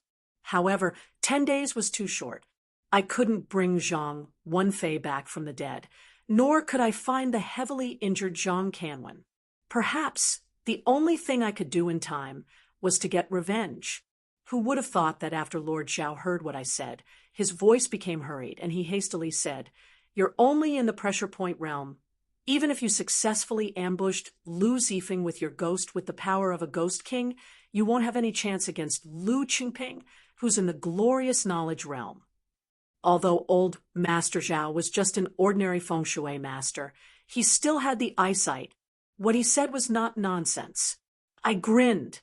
I have to try to know. At the very least, I have absolute confidence in dealing with Zhang Bingqing. Even if I can't defeat Lu Qingping, I have absolute confidence in escaping. It won't be too dangerous. Old Man Zhao was silent for a moment, but in the end, he shook his head and said to me solemnly, "Little friend Zhou Yi, I'm already a dead man. My soul can't exist for too long, so I don't have time to get revenge. If you really want to help me, you might as well help me find Canwen." That day, I escaped in a hurry. I have something to tell him. Also, this inherited magic tool can't be passed down in our generation. Because of his insistence, I could only agree to help him find Zhang Canwen's tracks for the next few days and temporarily ignore the matter of revenge. Through the sensing of Tao energy, as long as Zhang Canwen appeared within 10 meters of me, I would be able to detect him. However, Zhang Canwen was on the run, so he would definitely hide his tracks. Moreover, compared to the sensing range of 10 meters, the entire Meizhou, or even the entire Guangdong, was too big. It was almost impossible to find Zhang Canwen by relying on my own power. Thus, after thinking for a while, I called Wang Yongjun and asked him if he had enough people in Meizhou to help me with this matter. Wang Yongjun was as straightforward as ever. He immediately told me that he didn't have any property or people here, but he had many business partners. If I gave him one day, he would be able to find enough people to help me with this matter. I nodded and thanked him, then hung up the phone. After asking in detail the location and direction that Zhang Canwen had escaped to on the day of the accident, I went out and rushed to the scene. After carefully investigating, I slowly searched in the direction that Zhang Canwen had escaped in. It was impossible that Zhang Bingqing and the people of the Lu family hadn't searched this route. They hadn't found anything on that day, let alone after so many days. After spending the entire afternoon, I didn't find any valuable clues. The next morning, just as I was about to set off to search again, I received a call from Xie Changhua. He told me that he had met up with Lu Chuanda in Shenzhen. He asked me where I was. After listening to him, I realized that the 1 week that I had promised Xie Changhua and Lu Chuanda was already up. I thought for a while, then told them to rush to Meizhou. These two were former guild leaders, and their power had reached the glory of consciousness realm. If they rushed over now, they should be able to help with the search for Zhang Canwen. More importantly, if something happened with the two of them around, my power would increase a lot. Because of the restrictions that Tong had placed in their bodies, the two of them were even more enthusiastic and flattering than before. After the agreement, they only used one morning to rush over. In the next few days, they all participated in the search. With their participation, and the people that Wang Yongjun had arranged to work together, it seemed that the hope of finding Zhang Canwen was much higher. However, it was a pity that 10 days passed in the blink of an eye. Even when the 10 days were up and the restrictions on the Yin-Yang Yama brush had dimmed to the extreme, we still hadn't found Zhang Canwen. It was as if he had vanished into thin air. On the last day, I didn't take Grandpa Zhao out, but silently stayed with him. We sat in the hotel room and prepared to send him off on his last journey. Due to the dissipation of the restriction, Zhao Dingwu's voice could barely be heard. However, he still sat there, muttering something to himself. His expression was one of confusion, one of anger, and one of relief. Looking at him, I felt even more sad. Finding Zhang Canwen was the old man's last wish. It was a pity that I hadn't been able to help him with such a small matter. People had the last radiance of the setting sun, and so did ghosts. At noon that day, when the restrictions on the Yin-Yang Yama brush were so faint that they couldn't be seen, Grandpa Zhao's soul suddenly jumped out of the Yin-Yang Yama brush. It looked as if his soul had solidified, no longer as illusory as before. He sighed, and then told me, "You should know that I'm looking for Zhang Canwen for the inheritance of Wen Shan's lineage. After this incident, he's the only one left of Wen Shan's lineage. Unfortunately, my lineage has suffered a setback. I'm afraid that our lineage will really be cut off now. Fine, I'll do my best and leave it to fate. Little friend Zhou Yi, after I leave, keep this Yin-Yang Yama brush. You can use it for yourself or collect it. Also, I will tell you where the true inheritance of Mount One is. If you want, you can go find it yourself. I only ask one thing. After I leave, do your best to find Canwen. If you can find him, do your best to help him maintain the inheritance of Mount One." After saying that, Grandpa Zhao felt that he didn't have time. He didn't even wait for my reply, and directly said to me, "After you enter the glory of consciousness realm, guide your Tao energy into this Yin-Yang Yama brush and carefully comprehend it. You will find that there are other mysteries. You will have to figure out the details yourself. I can only tell you that this is a secret that my Mount One has guarded for 1,000 years. It is also a responsibility that my Mount One has carried for 1,000 years. In the future, when you see that item, you will understand the reason." As he spoke, the dense halo of light around the Yin-Yang Yama brush completely disappeared. Old Master Zhao's figure also gradually faded until he became transparent and disappeared in the air. After he completely disappeared, I faintly heard Grandpa Zhao's final murmur. Chapter 2:21. Heaven and earth have righteous energy, giving form to chaos. Below are rivers and mountains, and above are the sun and stars. People call it righteous, filling the sky. The road to the throne is clear, containing peace and spitting out the Ming court. At the end of time, I see it, one by one, in painting. After old Zhao's figure disappeared, I followed his last murmur and read the full text of Wen Tianxiang's Song of Righteousness. In the entire history of Huaxia, when Tianxiang was the only one who single-handedly supported the entire nation. As for old Zhao, he was the descendant of Wen Shan, who had inherited Wen Tianxiang's metaphysics. Although he hadn't experienced the changes of time, he had been loyal all his life. He was worthy of being the descendant of Wen Gong.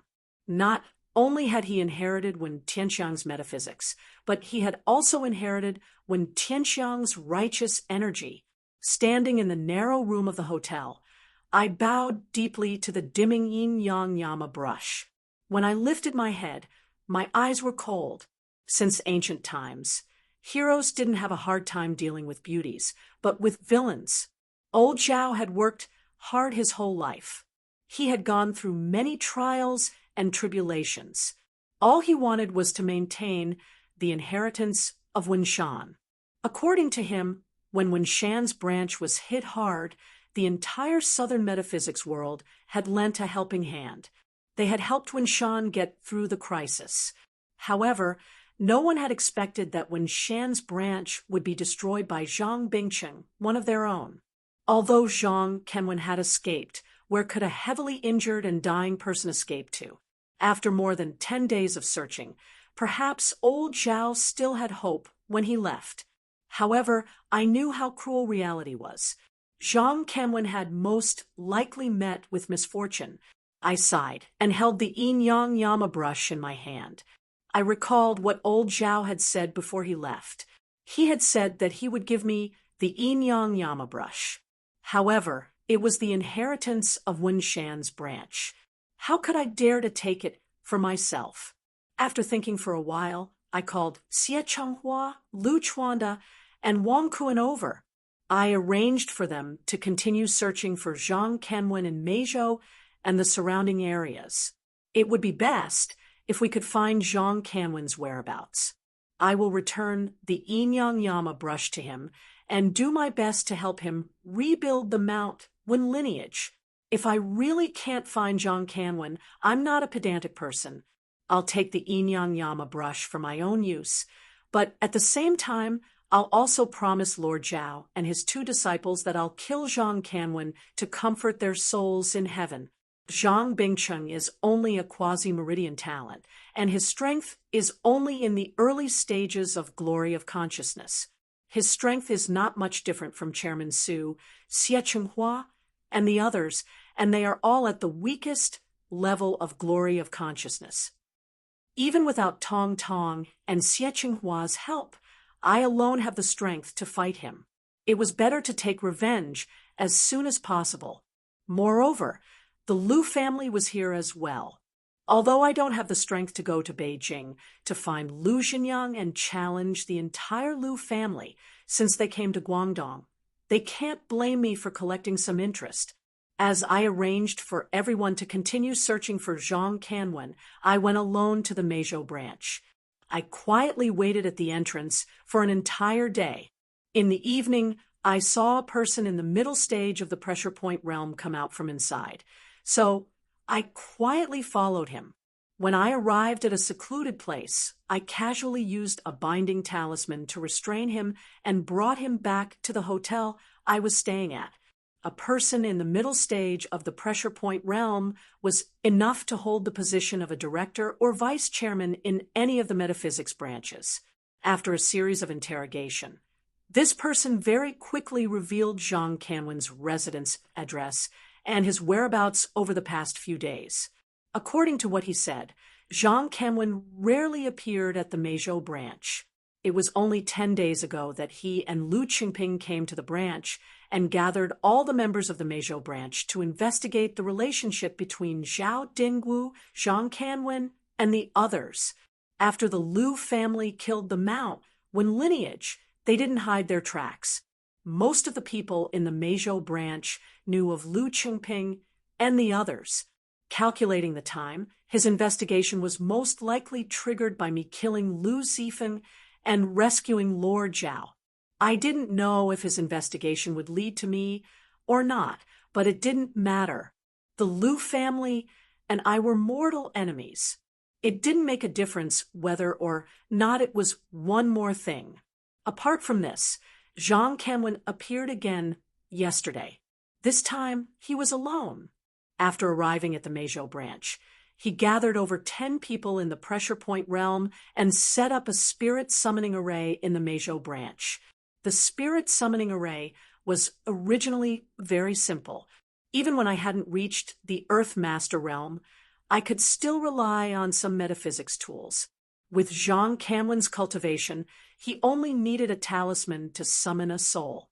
The reason why he set up the spirit summoning array was because he wanted to summon Zhang Kanwen's soul. The spirit summoning technique was the same as the soul-searching hand seal. The caster could only use it on people whose cultivation was lower than their own. If it was used on people with similar or higher cultivation, they wouldn't be able to use it. Of course, metaphysics had its own ways to adapt. The spirit summoning array was a method to gather everyone's power to summon the soul of a powerful person.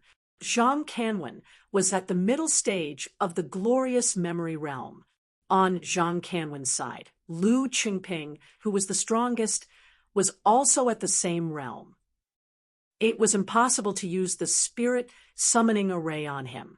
Under such circumstances, the only way to summon a soul was to set up the spirit summoning array. Speaking of which, I was lucky. The person I had randomly kidnapped was one of the feng shui masters who had set up the spirit summoning array yesterday. That was why he knew so much inside information. However, after knowing this news, my heart sank. Under most circumstances, the soul would only leave the body when it was about to die. The spirit summoning technique was only effective on dead people. Since Zhang Kanwen wanted to summon Zhang Kanwen's soul, did that mean that Zhang Kanwen was already dead?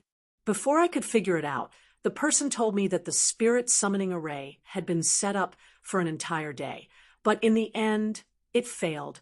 It didn't summon Zhang Kanwen's soul at all. After listening to him, I understood that Zhang Kanwen had set up the spirit summoning array.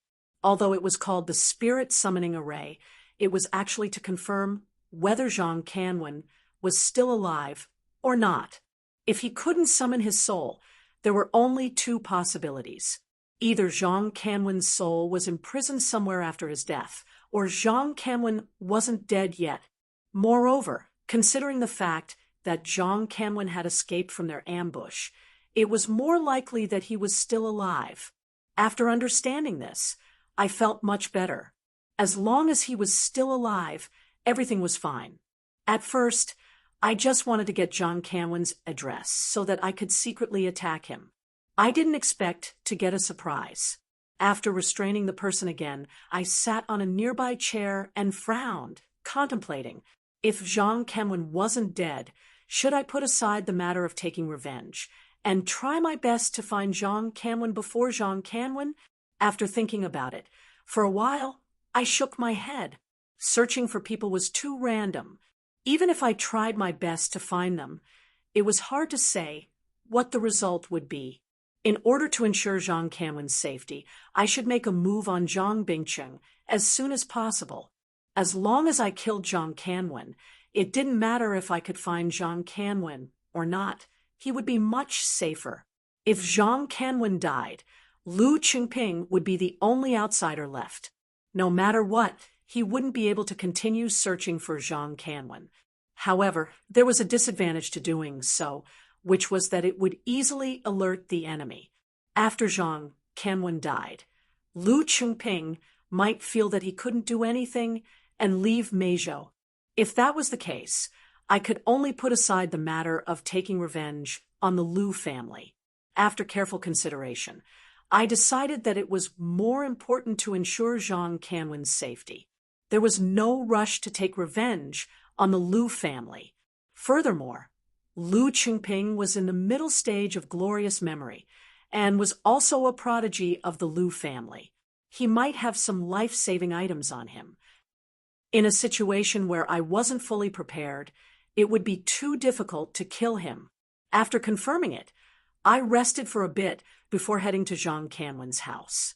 Although Lu Qingping was with Zhang Kanwen, it was unlikely that he would stay at Zhang Kanwen's house. Thus, to kill Zhang Canwen, it would be the best time when he was sleeping at home. When I set off, the sky was already dark. When I reached Zhang Canwen's house, it was in the dead of night. Zhang Canwen also lived in a small courtyard, but it was different from Zhao Dingwu's house. This was a proper villa district. There were rows of 3-story villas that looked pleasing to the eye. According to that person's confession, Zhang Canwen's house was in the middle of Villa number 6. I hid in the shadows by the wall and sneakily made my way to the fence of Villa number 6. With a nimble flip, I jumped into the courtyard. Then, I used the dark green power to hide my presence. I snuck to the base of the wall, closed my eyes, and sensed carefully. Very quickly, I felt an extremely strong Tao energy wave from the second floor of the villa. From the aura, it looked like the early stage of glorious memory. It was most likely Zhang Canwen. Chapter 222. There was no light in the dark night, but under the effect of Tao Qi, I could see the situation in the room clearly. On a large, extravagant bed, a middle-aged man in a nightgown sat cross-legged. He wasn't sleeping, but was meditating instead. The Tao Qi fluctuations on his body were very obvious. This surprised me.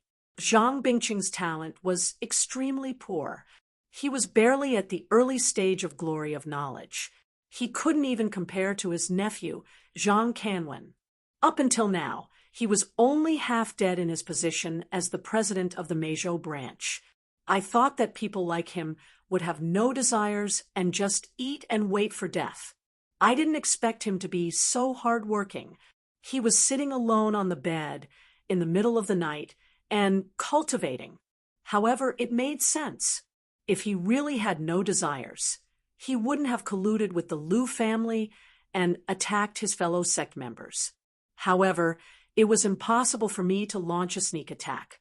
When a feng shui master was meditating and cultivating, their spiritual senses were at their sharpest. Even if I had the dark green energy to hide my presence, I would have to break the window if I wanted to enter the room. It would inevitably cause a commotion, so it was impossible for me to not alert him. However, it didn't matter. I had already sensed that there was no one else in the 3-story villa besides Zhang Bingqing. He was merely at the early stage of 1 meridian glory of knowledge. It wouldn't be impossible for him to attack. With that thought, I extended my hand and pressed on the window. With a slight force, the window shattered and a large hole appeared. At the same time, Zhang Bingqing, who was sitting cross-legged on the bed, suddenly opened his eyes and jumped up from the bed. He looked at the side of the bed warily. I extended my hand to clear the glass shards by the side of the window before jumping in. I looked up at him and asked, "You are Zhang Bingqing?" Zhang Bingqing looked at me with a malicious gaze. He didn't answer but asked in reply, "You are the person who killed 5th Master Liu a few days ago and stole the inherited instrument of Wenshan's lineage?" I smiled. "I don't know who 5th Master Liu is, but I killed Liu Zifeng and saved Old Master Zhao." Zhang Bingqing's gaze darkened, but I didn't see any fear. Instead, he jumped off the bed and looked up at me. He asked with a faint smile, "So you are Zhou Yi, right?" His abrupt words startled me. I thought that they wouldn't be able to find out my identity so quickly. I didn't think that they would find out so quickly. Seeing my silence, Zhang Bingqing smirked evilly. "It's really you. These days, I've investigated all the relationships between Zhao Dingwu and his 2 disciples, Zhang Canwen, and the other 2 were with you a few days ago, and you defeated several people in the glory of consciousness realm in the metaphysics exchange competition between Guangdong and Nanyang."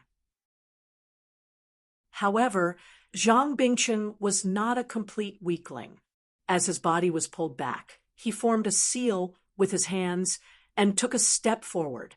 Then, A majestic force rose from the soles of his feet, directly breaking the two threads in his pupils and stabilizing his body. However, I had already reached the door. The pure yang yi fire was already burning on my fingertips. Together with Tong Tong, they blocked Zhang Bingqing's path of retreat. The corner of my mouth raised. Just as I was about to speak, Zhang Chengcheng laughed first. He looked at me in disdain and said, "You really are an ignorant child. Lu Qingping will arrive in half a minute. If you want to kill this old man, you still have half a minute. You can try to kill me before Lu Qingping arrives." What? The smile on my face froze. I focused and sensed carefully. As expected, there was an extremely strong fluctuation of Tao energy that was rapidly approaching. Chapter 223. What should I do? If I planned it carefully and ambushed him, I could fight against Lu Qingping, who was in the middle stage of glorious memory. However, I wasn't his match at all. Even with Tong Tong, I couldn't. Only now did I understand that Zhang Bingqing's home was a trap. Ever since I killed Lu Zifeng and saved old man Zhao, Zhang Bingqing and Lu Qingping had been scheming against me. No wonder Zhang Bingqing lived in such a luxurious villa and didn't enjoy himself, sitting on the bed in the middle of the night to circulate his Tao energy. He wasn't working hard to cultivate, but to search for me. My expression changed several times. There was no hope of escaping, so I could only take it one step at a time. I took out the golden light talisman, square heaven fan, and other defensive talismans and artifacts that I had prepared. I didn't dare to think about attacking when facing someone at the middle stage of glorious memory, so I could only focus on defending. However, at that moment, Zhang Bingqing, who had been using all sorts of methods to stall for time, attacked me. He threw all sorts of talismans at me to stop me from setting up the defensive formation. He mocked me and asked me why I didn't dare to chase after him. Anger rose in me, and I temporarily stopped. I picked up the yin-yang yama brush and attacked him. However, when he saw my actions, he instantly stopped and dodged. He was a real villain. His strength wasn't much, but he could use all sorts of methods to disgust people. He was like a red-headed, green-eyed housefly. Helpless, I could only suppress the anger in my heart and order Tong Tong to kill him while I continued to set up the defensive formation. Half a minute passed in the blink of an eye when a middle-aged man with strong Tao energy rushed into the room. I had already set up 2 layers of golden light talismans. 2 golden rings completely covered my body. Within the rings, there was also the wild grass hill that the square sky fan had brought out. Apart from that, a small candle flame appeared on my fingertip. It was the powerful, pure Yang Yi fire. In such a short period of time, I had used so many techniques in one breath. At this moment, the Tao energy in my body had already dried up. I didn't dare to waste any more time.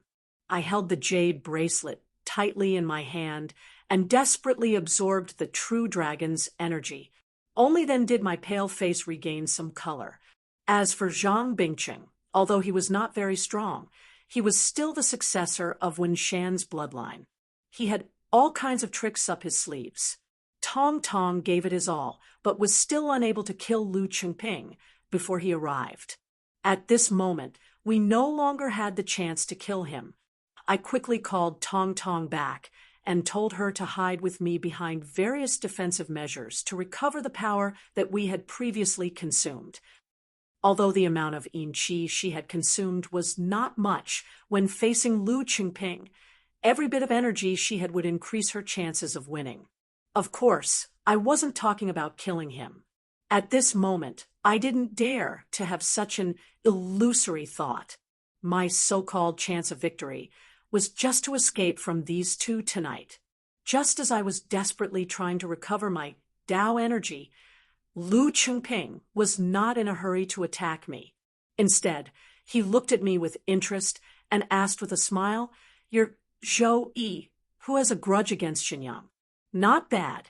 You're only at the pressure point realm, yet you're able to repeatedly defeat Shi Yao. No wonder Xinyang is so jealous of you." I didn't bother to reply to him, but I couldn't help but furrow my eyebrows.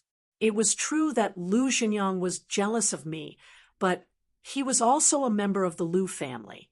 What did he mean by saying that? Without waiting for me to react, Lu Chengping continued, "Our Lu family does not belong to Lu Xinyang alone. Although he is the eldest son, you are very talented. As long as you are willing to join the Lu family, to be exact, you are willing to marry my daughter and swear on your Tao heart that you will never betray the Lu family, I can promise you that the grudge between you and the Lu family will be written off. From now on, we will fully support your cultivation and help you reach the peak of the celestial master realm.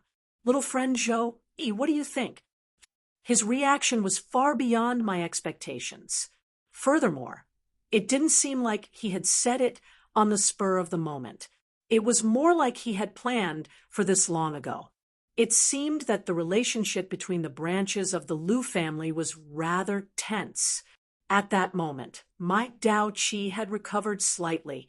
I looked up at him and was silent for a while before replying, "What if I'm not willing?" The smile on Lu Qingping's face grew even wider. He clasped his hands behind his back and said, "Let's not talk about the past between you and Xinyang, but this time you killed my fifth uncle and ruined my Lu family's business. Naturally, you will suffer the pain of 1,000 cuts when you die, and your soul will forever fall into the 9 underworlds after you die. Those who submit will prosper, and those who oppose will perish. What a tyrannical Lu family." The corner of my mouth twitched. What if I don't want to die and don't want my soul to forever fall into the 9 underworlds? In such a desperate situation, perhaps it would be better to pretend to submit to the Lu family and then find a way to escape. However, I was clear that the Lu family would definitely not make such a mistake. Putting aside the fact that they might have other methods, just the fact that Lu Chengping made me swear on my Tao heart was not something that could be faked. To swear on one's Tao heart, one had to use the blood of their heart and the sole of their middle finger as a guide to swear a heavy oath. Once the oath was made, if one did anything out of the ordinary, their Tao heart would collapse. Although it wouldn't be fatal, one's cultivation realm would no longer be able to advance for the rest of their lives. Thus, pretending to submit to the Lu family was impossible. Hearing my words, Lu Qingping's expression finally turned cold. He said indifferently, "Our Lu family isn't made up of trash like Lu Xinyang and Lu Zifeng. Since you want to die, I'll grant your wish." With that, he didn't say anything else and raised his foot to walk forward. He heavily stepped on the outermost layer of the golden light divine incantation's halo. The halo of the golden light divine incantation was over 1 meter tall, and it tightly wrapped around my body. Lu Chengping was standing on the ground before he raised his foot, and after he landed, he was also standing on the ground. However, the difference was that after he landed, his foot was stepping on the golden halo. Logically speaking, when a person was standing on the ground and his feet were on the halo that was more than 1 meter above the ground, his body should be stretched to an exaggerated degree. However, in reality, Lu Chengping still looked like he was standing there straight. This feeling was very strange and contradictory, but this was the profoundness of this Tao technique. What Lu Chengping used was the astral steps technique, the compendium of heaven, the era of earth. The astral steps was a profound Taoist technique that could only be comprehended by recognizing the power of the stars. There was a saying in the death scripture, "The 9-star astral steps are the spiritual roots of the 9 heavens, the bright beam of the sun and moon, the master of the myriad of grades." Simply put, This Dao technique was a type of Dao technique that could only be used by a feng shui master in the glory of knowledge realm. Of course, some talented people could vaguely comprehend and use it at the later stages of the pressure point realm. As long as a feng shui master was able to comprehend the astral steps technique, they would definitely be able to advance to the glory of knowledge realm with some obsidian stones. Correspondingly, some feng shui masters who weren't strong enough, even if they advanced to the glory of knowledge realm with obsidian stones, they wouldn't be able to comprehend the power of the stars and still wouldn't be able to use the astral steps technique. Just like President Xie Zhenghua and the rest, as well as Zhang Bingcheng, who was standing at the side. As for me, after reaching the pressure point realm, my Dao Qi increased too quickly. Until now, I still hadn't comprehended the astral steps technique, much less used it. After stepping down, the outer layer of the golden halo shook violently a few times, but it stabilized and didn't collapse. However, Lu Qingping's astral steps didn't only have this one step. He smiled coldly. Before he retracted his left foot, he raised his right foot again and chanted softly, 3 steps to capture the astral steps, 5 traces of you. Following his words, he stepped down again and landed on the outer layer of the golden halo.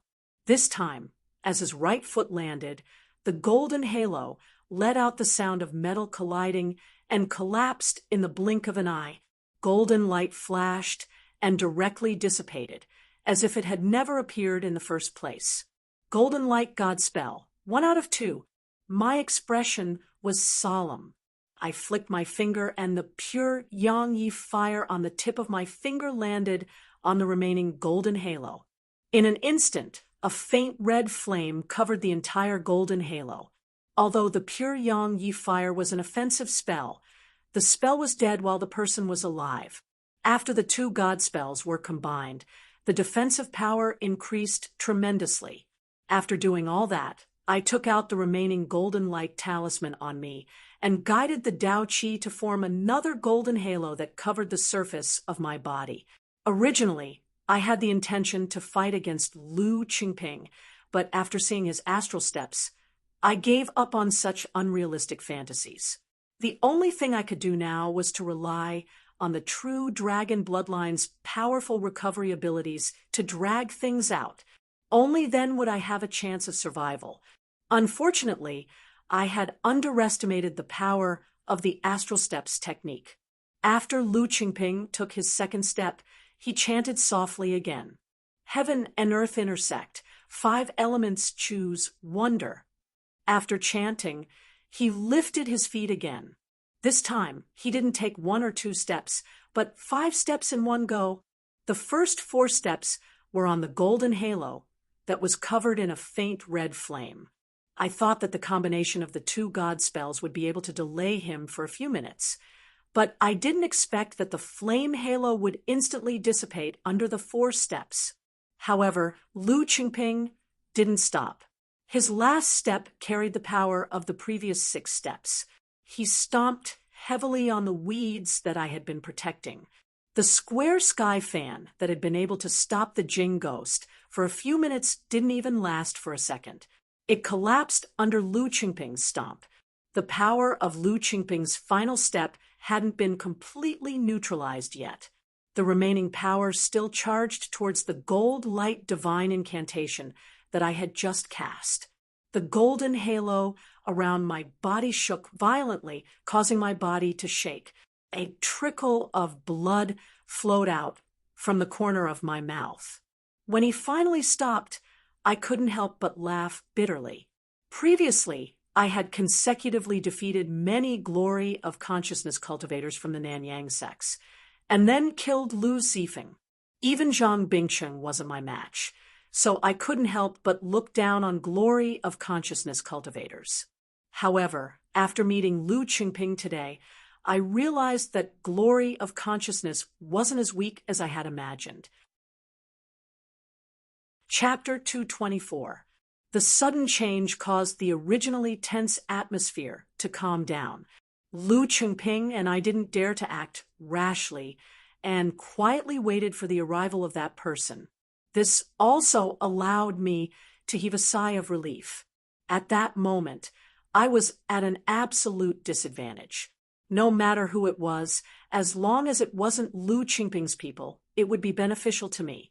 Using this interval, I sped up the circulation of Tao energy in my body to heal my injuries. Half a minute passed in the blink of an eye. Very quickly, that person arrived in the courtyard and stopped. The surging Tao energy didn't restrain itself and became clearer. Although Zhang Bingqing's cultivation was high, his sensitivity to Tao energy was far inferior to Lu Qingping's, and at that moment, he finally noticed the situation. His expression changed, and he hurriedly ran to the window to look outside. Then his body froze, and he exclaimed in disbelief. Before I could react, the person that had stopped in the courtyard seemed to have seen Zhang Bingqing. He scoffed coldly and jumped to the second floor. Just like me, he entered through the broken window. When he entered, both Lu Qingping and I were stunned. The person that came was Zhang Canwen. No one expected that Zhang Canwen, who had escaped with serious injuries and had been searched for half a month by our two groups, would appear here unscathed. Moreover, judging from his appearance, his qi of the way was even stronger than before. Not only was he not injured, but his cultivation level seemed to have improved. At that moment, Zhang Bingqing finally recovered from his shock. He pointed at Zhang Canwen and revealed a weird smile. He said, "I thought that I would only catch a fish tonight. I didn't expect to catch a rabbit along the way. Little bastard, I couldn't find you after looking for so long. I didn't expect you to deliver yourself to me." His voice was filled with excitement, but Zhang Canwen didn't care about him at all. He raised his head to look at me, his face filled with disbelief. He asked me, "Why are you here?" "It's a long story." I smiled wryly and didn't mention it. I hurriedly asked him, "How are your injuries? Have you recovered?" This was what I was most worried about. Zhang Canwen was at the middle stage of glorious memory. Even if he couldn't defeat Lu Qingping, he could at least fight. On the plane, I had already exhausted a lot of Lu Qingping. If the two of us worked together, we might be able to defeat Lu Qingping. Unknowingly, Zhang Canwen's beard had been shaved off. His clean and square chin looked really determined. It was obvious that he understood what I meant. He glanced at Lu Qingping before replying, "My injuries have all healed. Although this guy is also in the middle stage of glorious memory, he is really strong, even stronger than me. Zhou, I will tell you the details later. Now that the two of us are working together to kill this guy, we will definitely thank you in the future." He probably didn't know what had happened in the past few days. I stood up and nodded. "A few days ago, I took back the Yin-Yang Yama brush and saved Master Zhao's soul. I already know what happened. Today, I came here with the same purpose as you. Big Brother Zhang, you don't need to thank me. Let's do it together." Zhang Canwen's eyes lit up when he heard me mention Zhao Laozi's soul. However, it wasn't the time to discuss this. He suppressed his desire to ask and nodded heavily. He took out a yellow paper-like item and said, "Let's do it together." As soon as he said that, he lifted his foot and stepped forward. At the same time, a heroic voice suddenly rang out from his mouth. "Righteousness of heaven and earth." This was the first line of the Song of Righteousness. I didn't know why Zhang Canwen would suddenly recite this line, but after he stepped down, a thick white smoke suddenly appeared around his body. This smoke rose from his body, and in the blink of an eye, it swept through the entire room, forming a gust of wind that rushed towards Lu Qingping. With such a great momentum, I could immediately recognize that Zhang Canwen was also using the footwork or a technique. From the looks of it, it seemed to be even more powerful and ferocious than Lu Qingping's Gangyu's 7 steps. Seizing such a good opportunity, I called out to Tong Tong. Then I quickly condensed the pure yang yi fire on my fingertips and threw it at him. At the same time, Tong Tong once again condensed a dark black talisman in his hands. With a flick of his hand, the black talisman instantly approached Lu Qingping's body. After the black talisman, the two black silk threads in Tong Tong's hands also followed. As they hovered, they formed a black blade that followed closely behind the black talisman and slashed horizontally at Lu Qingping's neck. In an instant, numerous spells attacked at the same time. Lu Qingping was forced into a panic. He hastily used the footwork aura, forming a yellow light screen in front of him that barely blocked Zhang Canwen's thick smoke. However, after that, his footwork aura screen broke with a kacha sound. At the same time, my pure yang yi fire and Tong Tong's black talisman followed. Lu Qingping couldn't react in time. There was a loud pung sound from his body. Then, half of his body was ignited in flames, while the other half was covered in black ice. It was exactly the same as Lu Zifeng. However, Lu Qingping was not Lu Zifeng after all. The flames and the black frost only appeared for a moment before a strong qi of the wei surged out of his body. It suddenly exploded from the inside out, directly blasting the pure yang hellfire and the black frost away from his body. However, at the same time, he seemed to have been seriously injured. Countless traces of blood seeped out of his tattered clothes at this time. I originally didn't stand a chance against Lu Qingping. The reason why I was able to injure him was mainly because Zhang Canwen's footwork aura had attracted all of his attention, forcing him to use his full power. That was how I found the opportunity to injure him. However, this was not the end of it. The two sharp blades formed by the black silk threads were still following behind. Hidden in the night, they directly slashed at his neck. At that moment, Lu Qingping was at the end of his rope. He forcefully extended his hand to block the attack. In the end, the sharp blade cut off a few of his fingers and continued to slash towards his neck. Just as the blade was about to reach his neck, an extremely bright light suddenly rose from Lu Qingping's chest. It was late at night. Ever since I had snuck in earlier, everything that had happened had happened in the darkness. At this moment, the extremely bright light suddenly flashed, causing everyone to squint their eyes. After I got used to the light, I raised my head to take a look. The two eerie black blades in Tong Tong's eyes had already disappeared. Lu Qingping's body was wrapped in what seemed to be an enormous cocoon of light. He stood there and stared at me and Zhang Canwen with a dark gaze.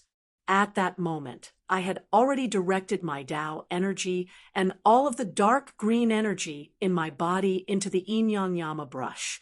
The enormous black, white, and green yin-yang fish rose and spiraled towards Lu Qingping.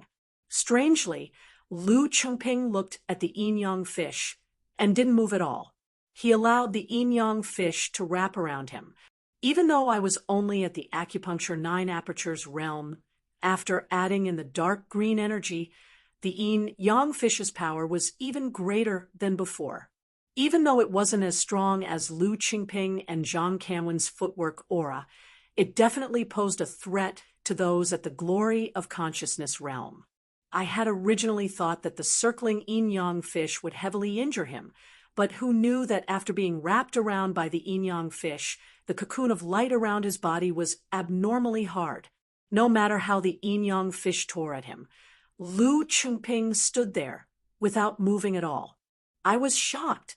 Just what kind of magical artifact was his cocoon of light to have such terrifying defensive power? Right at that moment, Zhang Canwen finally made his move again.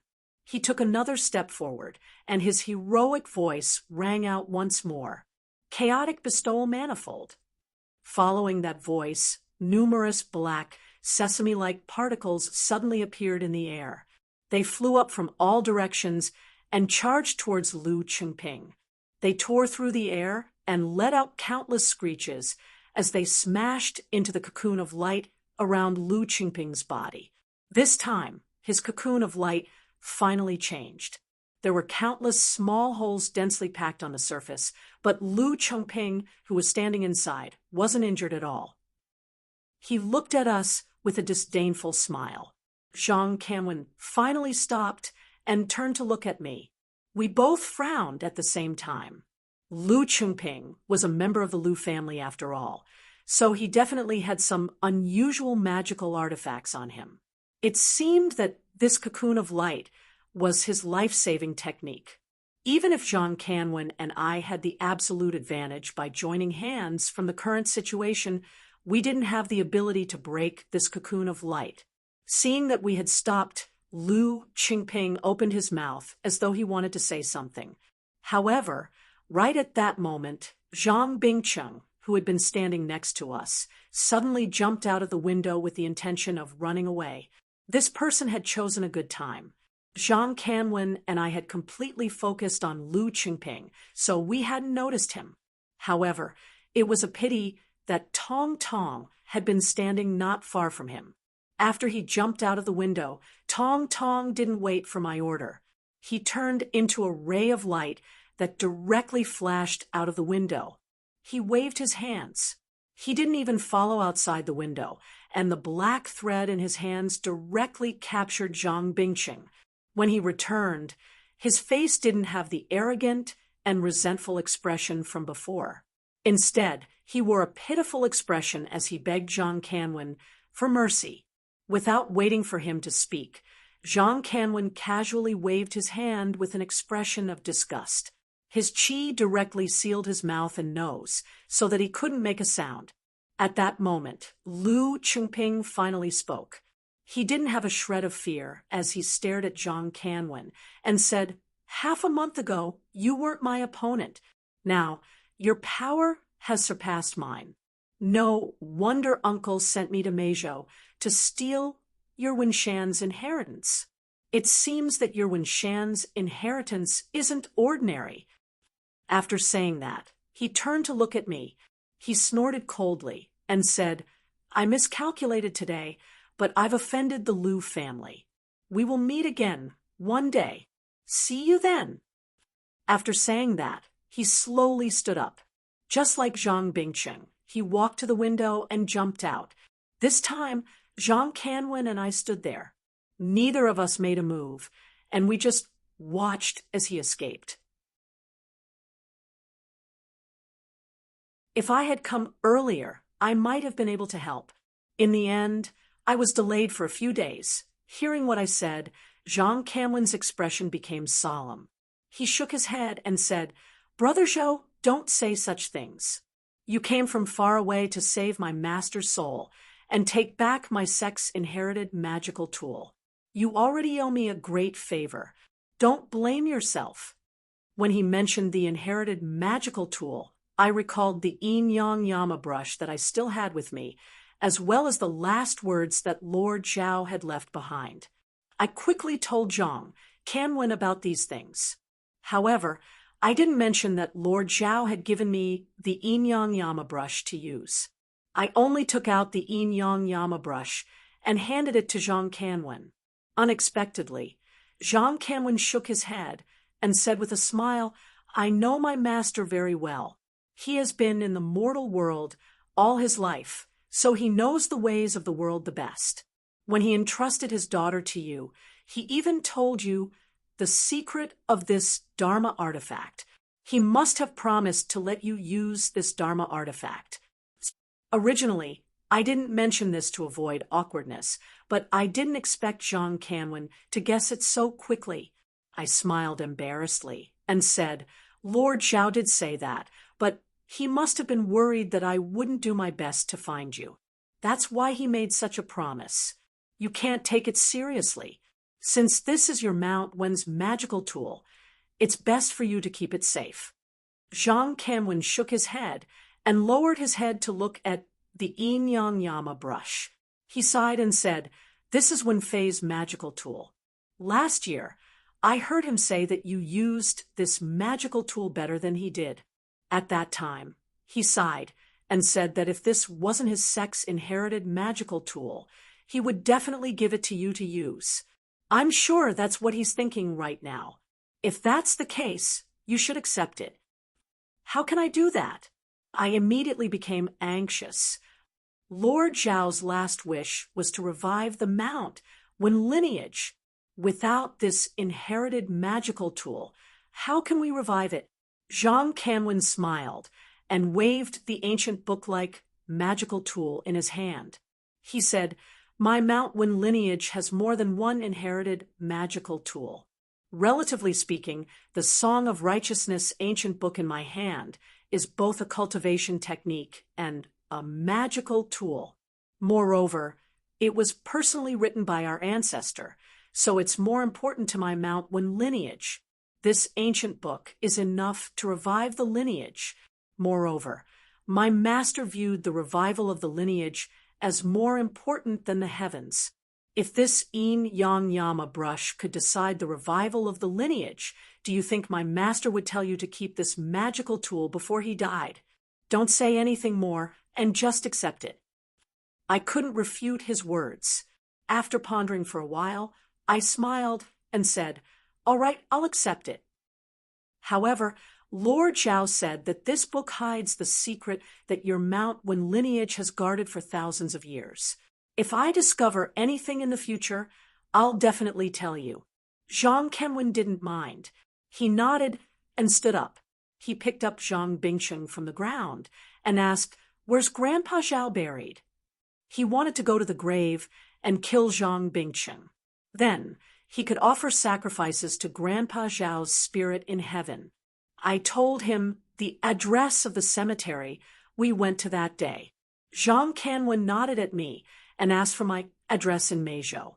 Then he grabbed Zhang Bingcheng and jumped out of the window, disappearing into the night. After he left, only Tong Tong and I were left in the room. I asked Tong Tong to return to the jade bracelet. I wanted to leave immediately, but before I left, I remembered that this was Zhang Bingcheng's residence. If he died, the items in this room would be ownerless. It would be a waste to leave them here. Thus, I didn't hurry to leave. Instead, I started to search around.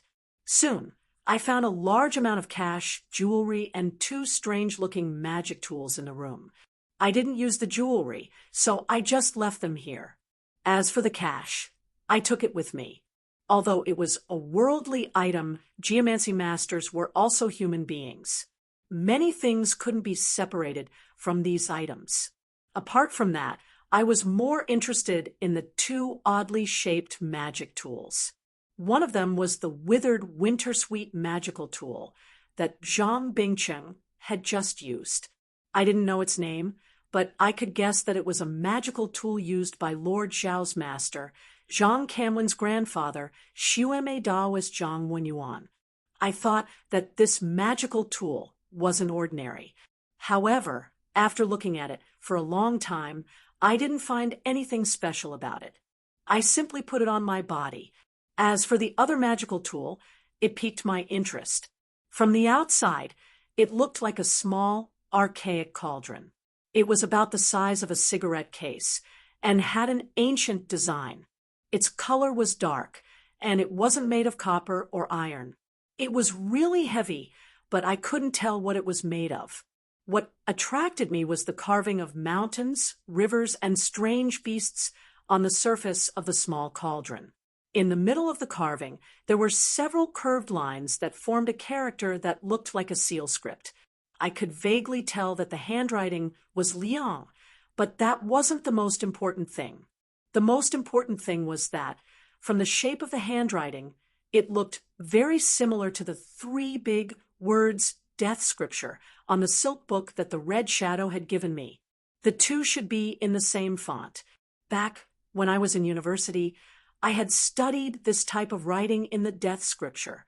At that time, I discovered that although these characters looked like seal script, they were much simpler and somewhat similar to the Oracle Bone script. Chapter 226. Thinking about this possibility, I couldn't help but feel excited. However, after looking at it for a long time, I couldn't find any other valuable clues except for that word. I looked at it for a while and was about to take the cauldron with me to study it later. But at this moment, I suddenly thought that since Zhang Bingcheng had carefully kept this cauldron, could it be a celestial tool? Celestial tools were nurtured by the Tao Qi all year round, so they had a faint halo on their surface. Ordinary people couldn't see it, but cultivators could recognize it at a glance. However, this was only under normal circumstances. There were some special celestial tools that didn't have this halo because of the material and the spirit of the tool. For example, the Celestial Master's celestial tool that Han Wen'an had used looked like an ordinary leaf. If he hadn't told me, I wouldn't have thought that it was a celestial tool. This small cauldron didn't have a halo of Tao Qi, but it was easy to determine whether it was a celestial tool or not. I just needed to pour Tao Qi into it. As long as it was a celestial tool, it would respond to Tao Qi. With that in mind, I guided Tao Qi and poured it into the small cauldron. At first, I just wanted to pour some Tao Qi into it to test the reaction. However, as soon as I poured my Tao Qi into it, a strong suction force came from the small cauldron and tore my Tao Qi. It was like the floodgates had been opened, and my Tao Qi poured into the cauldron. I was startled and hurried to control my body, trying to retract my Tao Qi. However, the suction force of the small cauldron was terrifying. No matter how hard I tried, I couldn't do anything. I could only watch the Tao Qi in my body disappear crazily. At first, I wasn't too worried. Since I had the true dragon vein, I could just use my dragon Qi to replenish it. However, when I had lost more than half of my Tao Qi, the small cauldron's suction force didn't show any signs of stopping. I finally started to panic. To a feng shui master, Tao Qi was like an ordinary person's Qi. It was okay to use a little Qi, but if one was too tired, it would cause great harm to the body.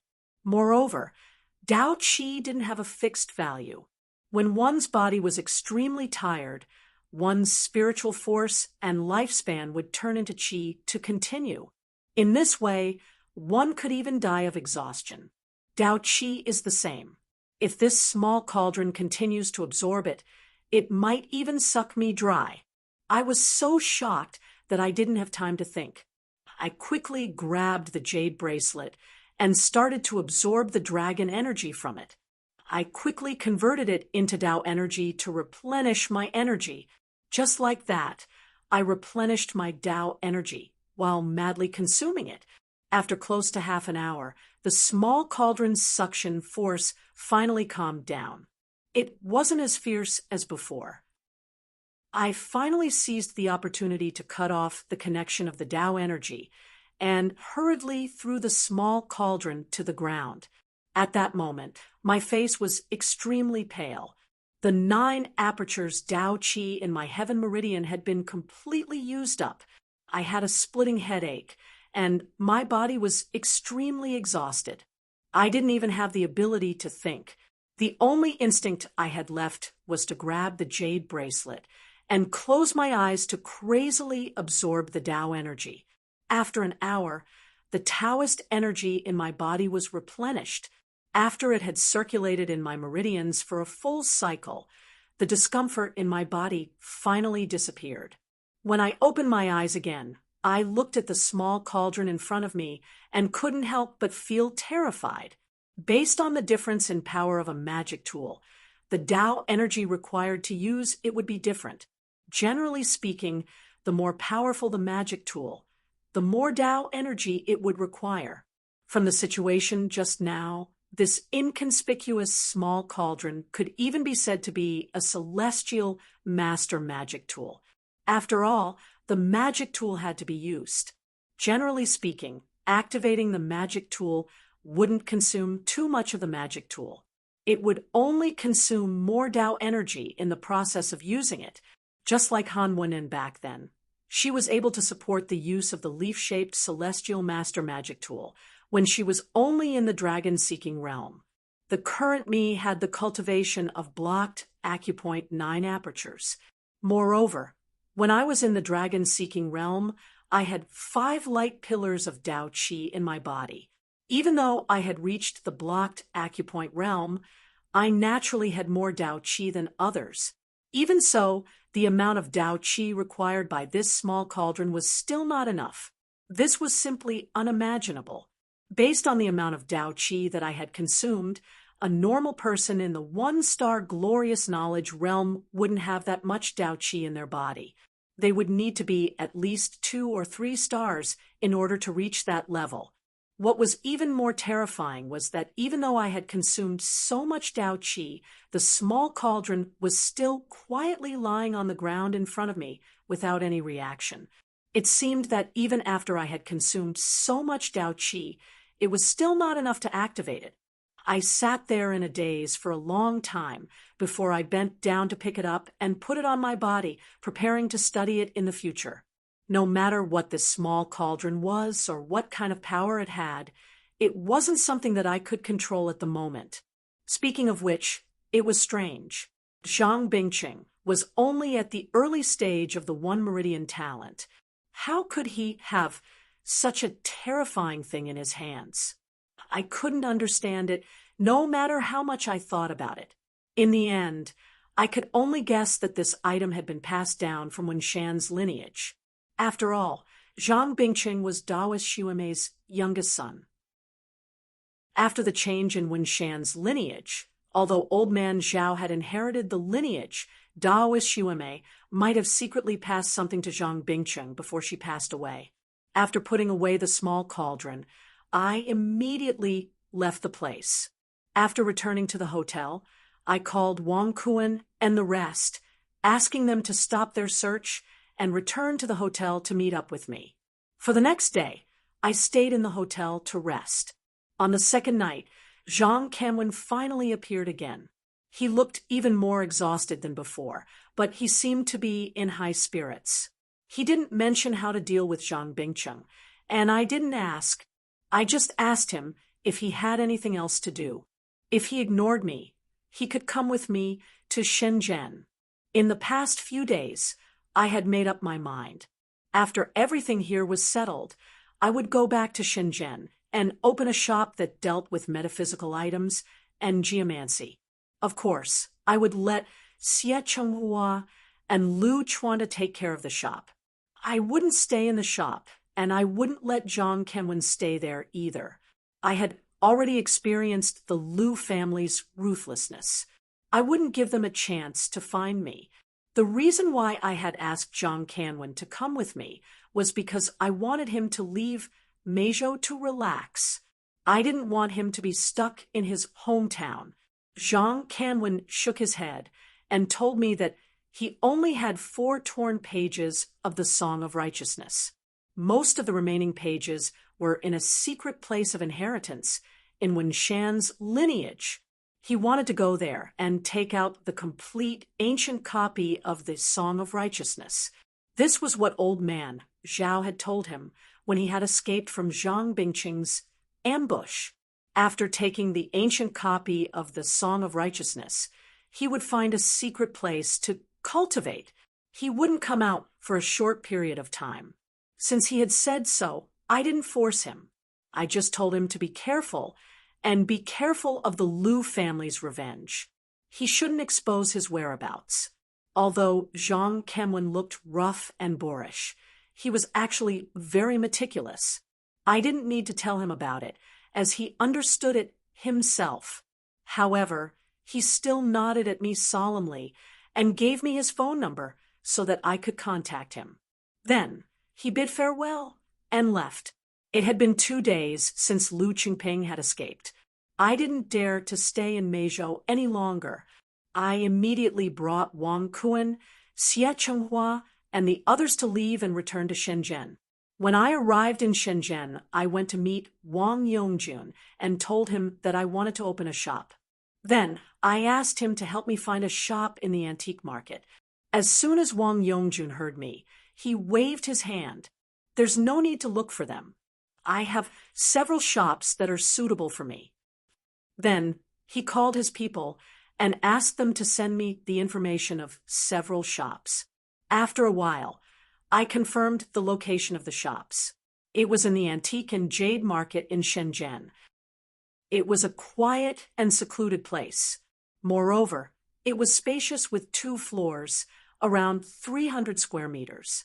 In Shenzhen, where every inch of land was worth its weight in gold, a 300 square meter shop was a sky-high price. However, Wang Yongjun waved his hand and said, "This is a shop that I'm investing in. It's just idle in my hands. I can use it as I please." I thought about it and didn't try to be polite with him. I agreed. Then I called Xie Changhua and Lu Chuanda to meet with him. I heard that these 2 were the presidents of the metaphysics school branches in Zhuhai and Foshan. Wang Yongjun was full of respect for them. He stood up and greeted them. When he heard that I would arrange for these 2 to work in my shop and be his company's consultants, Wang Yongjun was flattered. He repeatedly said that he would give them a generous annual salary. However, since I had taken the shop for free, I wouldn't ask him to pay the salary. I told him that Xie Chenghua and Lu Chuanda would work in my shop, so I would pay for their salaries. Moreover, I would be leaving Shenzhen for a while. They would be his company's consultants, but they would temporarily share my duties. They didn't need a salary. With Wang Yongjun's keen eyes, he could see that Xie Chenghua and Lu Chuanda were obedient to me. Seeing my firm attitude, he didn't insist. He nodded and confirmed this matter. In the next few days, Xie Chenghua, Lu Chuanda, and even Wang Yongjun were busy preparing for the shop. On the contrary, I was quite free. I stayed in the hotel and made a few talismans. I saved them and sold them in the shop. The reason why I wanted to open a shop wasn't just to make money.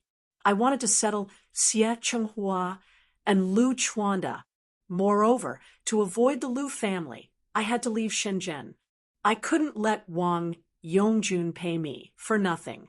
After thinking about it for a while, I had this idea. After the shop was finished, Wang Yongjun sent Wang Kuan to take a few people with him. He told me that they would work here. Then he asked me to give the shop a name. I remembered the name of the old shop that I had found the magical compass. I decided to hang a horizontal board for my shop with the words Feng Shui Metaphysics written on it. Although the 4 words were vague, people who needed the shop would know what they needed when they saw the name of the shop. After finishing this business, I didn't dare to stay in Shenzhen due to the threat of the Lu family. I hurried to leave. However, when I returned to the hotel to pack my luggage, I saw that the door to my room was ajar. I could hear people talking inside. I was startled. Before I could react, the door in front of me was pulled open from the inside. A chubby face peeked out from behind the door. Seeing that face, my eyes widened. You're tuning in to the Mystic Fist YouTube channel. Don't forget to subscribe and join us on this journey to catch the most captivating stories.